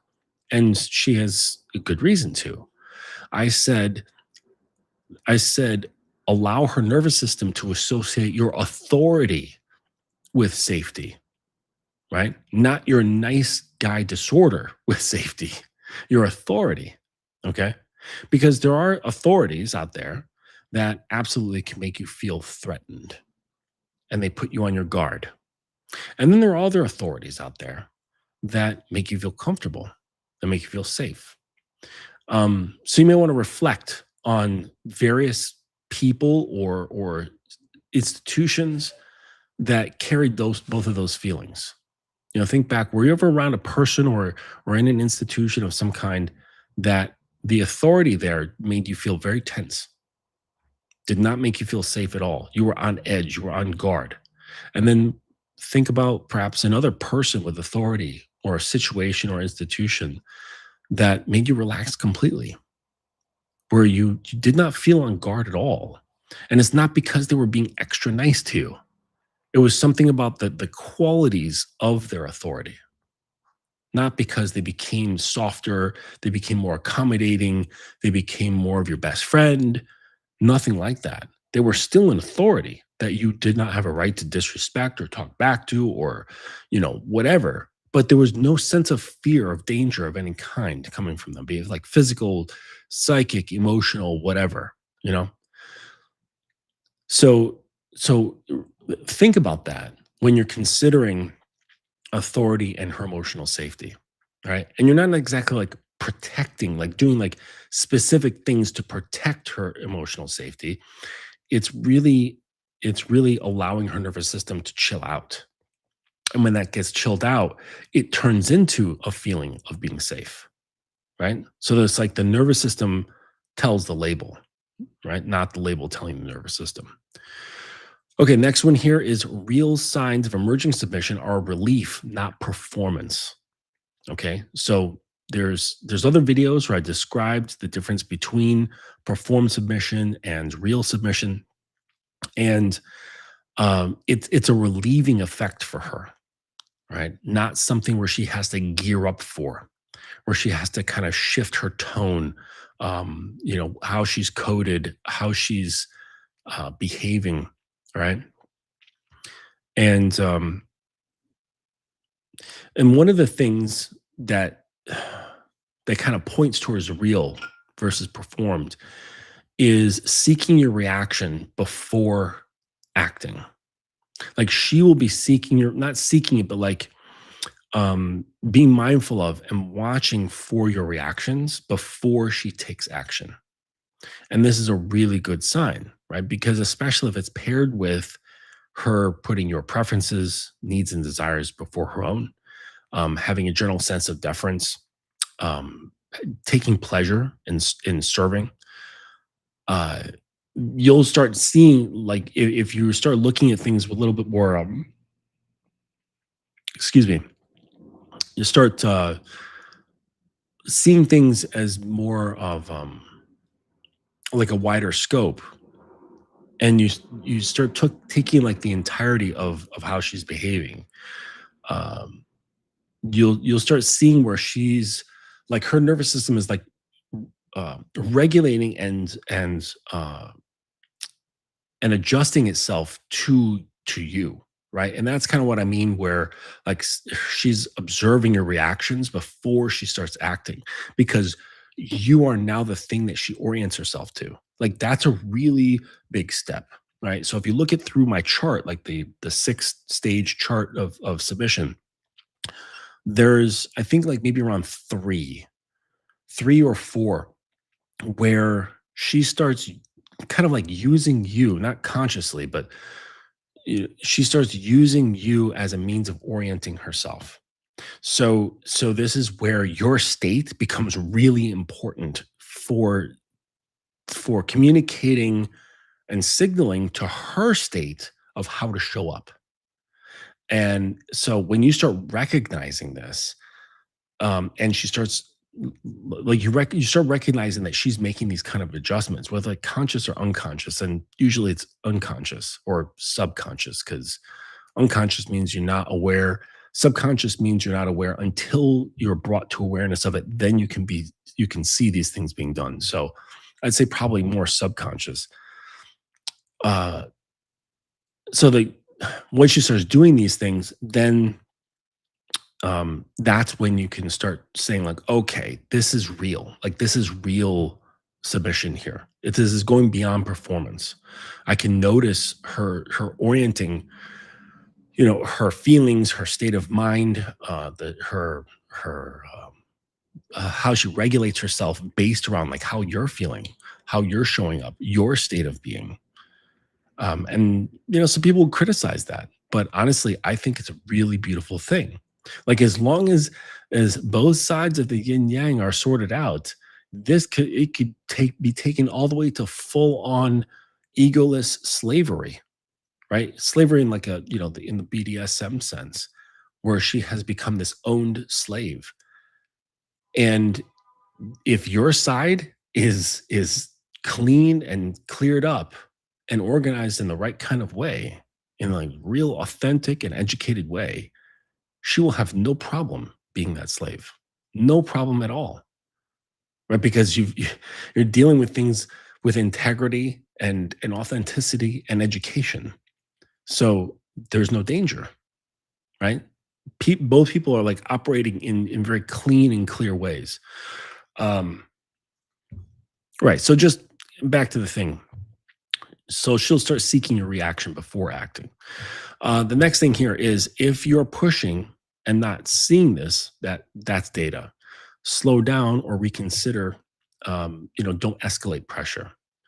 So don't push. Like if like you hear me talking about her reactions, like seeking your reactions to things, don't push her to do that. Like don't push her to be anything really, unless it's like say a specific skill that maybe she's procrastinating on. But that's not what we're talking about here. We're talking about her state. And if you push, that's going to cause her to firm up. It's going to cause that energy to contract. Kind of like that kid's science experiment called Oobleck. And I think it's like equal parts water and like baking soda. And you mix it up, like a cup of water, a cup of baking soda, you mix it up really good, and you put it in a Ziploc bag. And if you squeeze it really tight, the cells like reorganize themselves and it becomes dense as a rock. And if you relax your hand, it turns into ooze again. Now you don't need the Ziploc bag; it just keeps it clean. And it's really interesting because, like, when you squeeze it hard, you can chip pieces off, and they'll hit the table, and then they'll slowly go back into ooze. It's the craziest shit. But the whole point is that when you put pressure on, she starts acting like Oobleck, and she gets firmer, tighter, more dense, right? And it's going to completely counteract the things you went for. Going back to the banking analogy of like trust and distrust, you make her contract, you've lost some of that interest, that trust interest, and a bigger chunk that you had saved. So you saved 3%, but you lost 7%. And so you got to be very careful not to push faster than what her nervous system can adapt to, right? Because now you're coming across as like you're like everything you're doing is just a means to an end. You're doing it for your own gratification. You're doing it so you can feel safe. You're doing it because you're impatient, right? That's gonna fuck everything up, right? Relax. What are you in such a rush for, right? Oh, you want to get into like some kinky shit and do this thing? Fine, go find your BDSM party, get it out of your system, and then come back to your fucking relationship and do it properly, right? Because I guarantee when you get to that stage of like doing stuff, doing like the fun, weird, kinky stuff, it's gonna take on a whole other fucking dimension of meaning, where just like the Buddhist and the Bruce Lee analogy between the kicking and the punching and all that stuff, like a spank is just a spank in the beginning. A spank is more than a spank. Well, no, I guess it's different than that. But when you learn more, it changes the meaning of the spank. It's no longer just a little spank, right? Where you're like, oh, this is fun. It's transformed into something else. But I guess if you follow the analogy and you just keep going, then it just becomes a spank again. But now you're getting to like the whole like Zen aspect of it. The point is don't push. Don't push. If you see her tightening, relax. Okay. Don't push for things. And if her noticing that you kind of back off from pushing, that's going to signal to her to putting trust back in and saying, okay, he's got self-awareness. He's reading me. Cool. All right. And he's allowing me to like take a breath, whatever that means for that situation. Okay. All right. So the next thing here is that the relationship should feel calmer as this develops, not more tense. Okay. So if you're feeling more tension, you're observing more tension in her, that means you're not doing this right. This should be a reduction of tension, a growth of trust and fun, and an encouragement of love. That's how things should be going. It shouldn't be going into tension, distrust, bitterness, resentments. Like if any of that stuff is coming up, it's like you're doing it fucking wrong. right? Like, it's not how this goes. If there's like constant testing of back and forth, oh, now, like, oh, she was chasing, now I'm chasing, she's chasing, now I'm chasing, you're fucking it up. You're not paying attention. You need to just pause, take a step back, and go, all right, let me reassess what's happening here. Where did I fuck up? And maybe you don't know where you fucked up. Maybe because you're just working off of your bad habits that you developed. So find a friend, find a mentor, find a coach, and this is really what you need to be getting the information from, so you can really see, because like everybody can't see everything. I don't have 360-degree vision. I absolutely do not. There's people that I go to for advice when I know there's something that I don't understand, that I've kind of bumped my head against and saying, I this is beyond me. I don't know how to proceed. And so I ask people that I know are trustworthy and have more knowledge than I do. I mean, it's not on like a regular basis anymore, but it was. Now it's just kind of like maintenance check-ins and stuff like that. Okay. So, because as you learn when you first starting out, the cycles are very fast, right? The sine wave is like really quick. The arches are low and they're closer together. You're just cruising through so much information and processing of your own and within yourself, and the girl or girls that you're interacting with, and like understanding dynamics and understanding power and energy shifts, and you know and kink and fetishes and the psychology and all this stuff. And once that all just starts to slowly get absorbed, those the sine waves start spreading out. So instead of being like this, it's like more of like a natural wave, and then they get higher troughs and peaks, and they get further spread out. And that's so your learning is still ongoing, but the arcs between them are longer, and then they get longer and longer, but they're at such high peaks, right? And very deep troughs. So so when I do check in, and there is something for me to learn, the distance between what I'm learning now and what I like the new thing I learned back then, it's been like months. Okay. But what I'm learning is like really fucking deep or really intense compared to like the early stuff that I was learning is like, oh, this is the psychology behind spanking. Like, it's like pretty surface level. Like at this point, I'm the stuff I'm learning is like really kind of like soul reckoning type shit. And but it doesn't happen at like a very high frequency, right? It's like every couple of months, or maybe every like every quarter or something like that. But it's no like laughing matter. It's not like a 101 type course. You know what I mean? Um, as like a 109. It's like Psych 101, Psych 102. This is like Psych 109. Yeah. So but that's how the learning goes.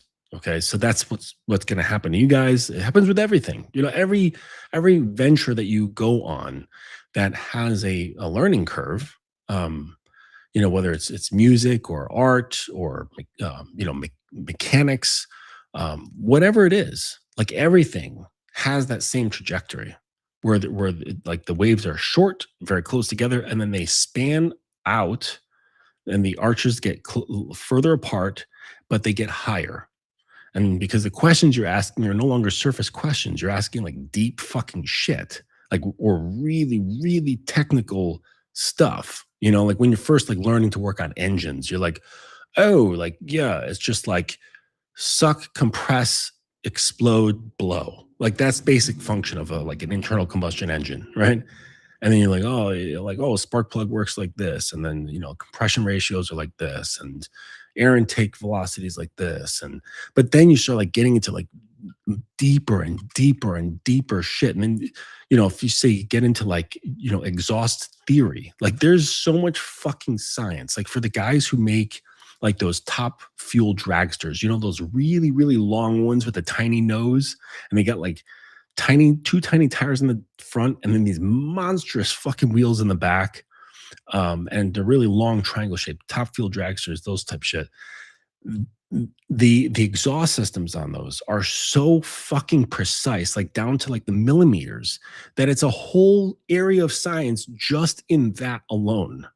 And it's the difference between like, one and not one extra horsepower. But that makes all the fucking difference when you're talking milliseconds. You know what I mean? So, so the thing, you're no longer worried about like, oh, this is how an engine works. You know what I mean? You're worrying about like very deep, very complex concepts, but you coming across these concepts is not at a great frequency.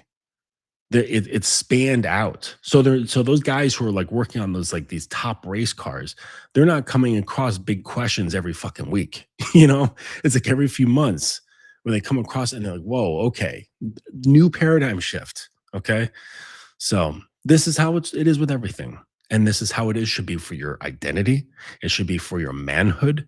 It should be for your dynamic. It should be learning about your yourself as a dom, your work, your family, your relationship to God, if you have one, your philosophies, your program, everything can be like this, right? If it has a learning curve. So just keep that in mind.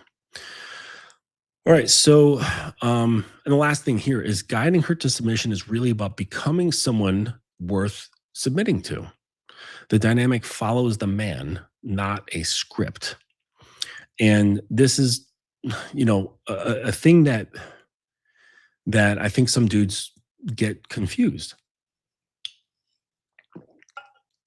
They think, oh, if I learn about power dynamics and BDSM, that could save my relationship. No, it can't. Because what it comes down to is the participants, whether it's in this kind of relationship or that kind of relationship or that kind of relationship, is irrelevant. It comes down to who is participating.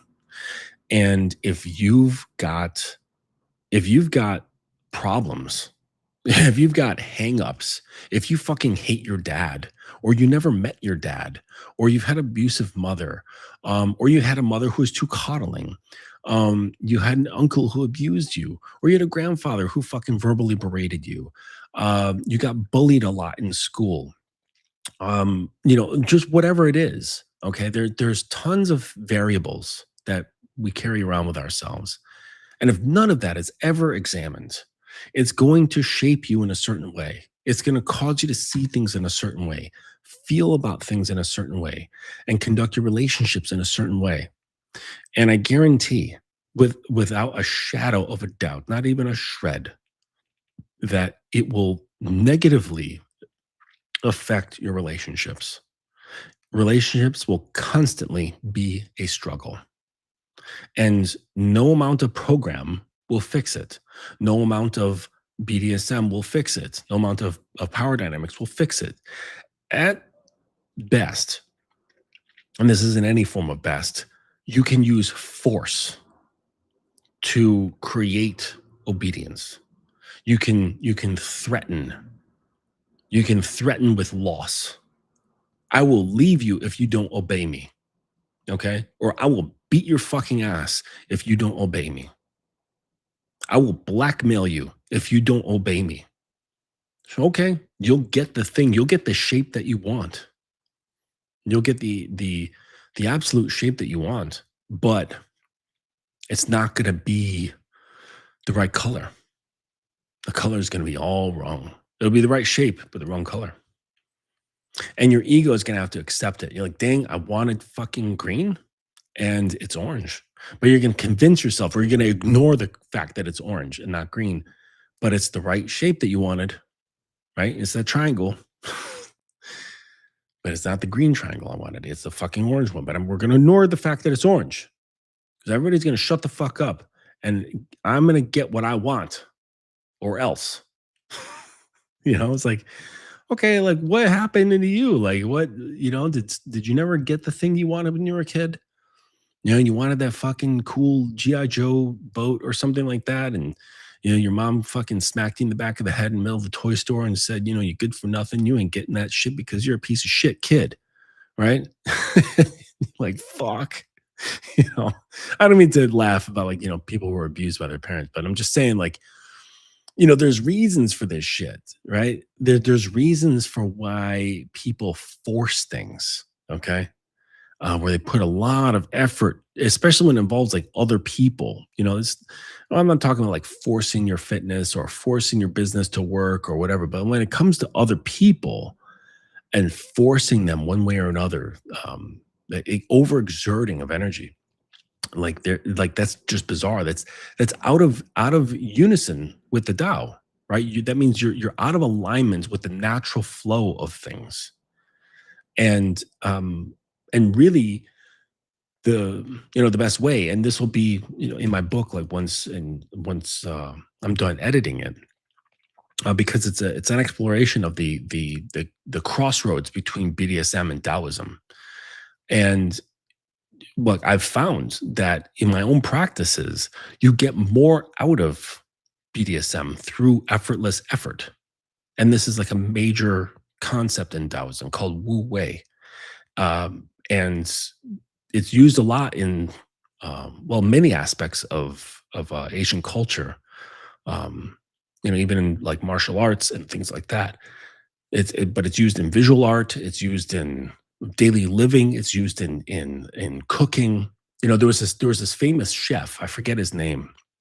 He was a famous Chinese chef, and I think the emperor saw him. No, he wasn't a chef. He was a butcher. A chef, butcher. Maybe he was a chef, but he was butchering at the time. And the emperor saw him, and he was like, "Holy shit! I He's handling that blade and the meat so well, so effortlessly, but clearly with effort because the meat is being cut. I need him in my palace." And he was explaining, like the chef was explaining, he's like, I learned through just relaxing that the blade is not something to fight against the meat or the muscle of the cow or whatever, and just like forcing it through sinew and bone and tendon and stuff, but feeling the natural um insertions, like where the muscles come together, where they splay apart, allowing the blade to follow those natural pathways to then divide the meat up, divide the carcass up. And the emperor was so impressed by just what he felt while he was observing this chef at work doing the butchering. He was like, "Holy shit! Like that's amazing, right?" And so he was explaining. It's like, yeah, he was basically explaining effortless effort. He was explaining his Wu Wei, and it's the same sort of stuff with this. Like, so when it comes to power dynamics, yeah, you need to put in some kind of effort because otherwise you just like what stand still. But it can't be through force or wanting to be first or wanting to make something happen or like to the point where it's like you're imposing something, because that's wrong, right? That's coming out of alignment with the natural flow of things, and this will prevent her from falling into her natural flow of things. Now here's the funny part: if you don't put in enough effort, then that's also falling out of alignment. And then she can follow that as well. And she will crumble. She'll fall out of alignment too, right? Because submission is a state, right? But it's not a self-sustaining state. So it's kind of like, imagine like that oobleck where I don't want to grip it so tight that it becomes a rock, but I also don't want to hold it so loose that it becomes this dripping ooze. I want to have a certain amount of hold that it doesn't do either. It does both. It does some kind of state in between. And it's a practice. It's not something where you're like, oh, I get it now, and now I can apply this. It's not how it works. It's something that you're cognizant of with your self-awareness that you bring into your practice of BDSM, right? It's not just like going to the sex toy store and getting a fucking paddle. you know, like I hope that this is making better sense. Okay, I hope this is like going through this is both daunting and inspiring at the same time, right? Because that's how I felt when I first started to understand like Eastern philosophy. That's how I felt when I started to really understand martial arts. And that's how I really felt when I started to fully understand fine arts. Like, and it was my art teacher in high school, Mrs. Lurcher, and she kind of brought this awareness to me where of fine art of what I could do because she saw some potential in me, and she's like, okay, he needs to see this for real.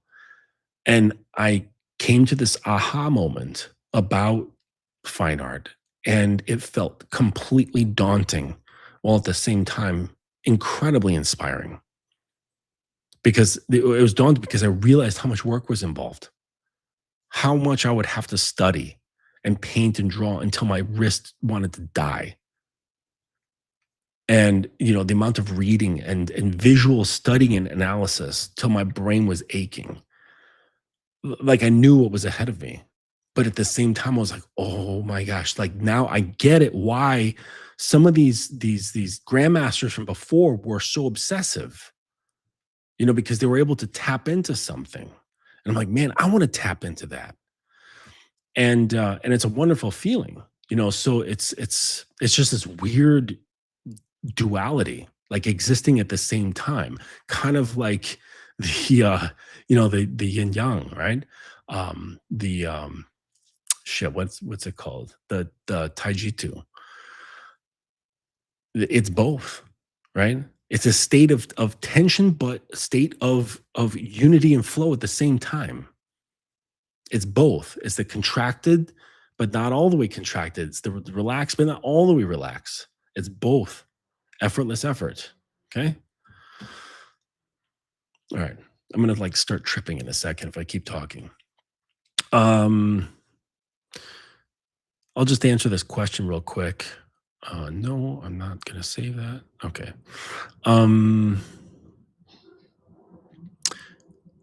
Does the manipulation break her trust in you, or doesn't the manipulation? Well, not all manipulation is for that, right? I was manipulated by many of my teachers, and it actually increased my trust in them. So the thing is that culture has taken the word manipulation, which is a completely neutral word, and turned it into something negative, right? All manipulation is you are saying, I'm taking my ideas, my will, and applying it to something, and to kind of usher it into a new shape or a new direction. Okay. Like, does the rudder manipulate the boat, or does the rudder manipulate the ocean? Right? Is that bad? Is it bad that the sculptor is manipulating the clay? And he's thinking, well, this is not embodied consciousness, right? Is it bad that I've manipulated my children? They have consciousness. Even when they have autonomy, we're not talking like babies where they have a sense of I still manipulate my children, not because for some, evil sort of ends. Because they're just not that way. But I will manipulate so that they learn. I manipulate so they grow, so they can have a certain self-awareness or come to a conclusion about a certain something of the world, right? So it's not there's no evil ends. So no, manipulation doesn't always break trust. Sometimes it increases trust. My teachers, my Sifu would manipulate me all the time. And and for and when I was aware of it, at the time, it did feel like I was like, this is fucked up. Like, why is he doing this? Like there was this one where he wanted to train my killer instinct, right? And to it's a weird thing, but to train your killer instinct, you have to learn what it feels like to be prey.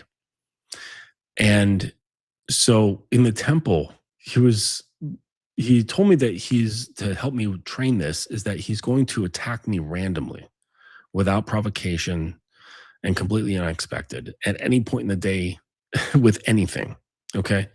And so he would like jump out from corners. He would draw swords on me. He would like jump scare, and after a while, it completely changed my perception of everything. Like my sense of readiness changed, right? Because of course at first it was very fear-based, right? I was reacting to it. My nervous system was like fuck and it was like on high alert. I was tense and I was kind of always looking over my shoulder.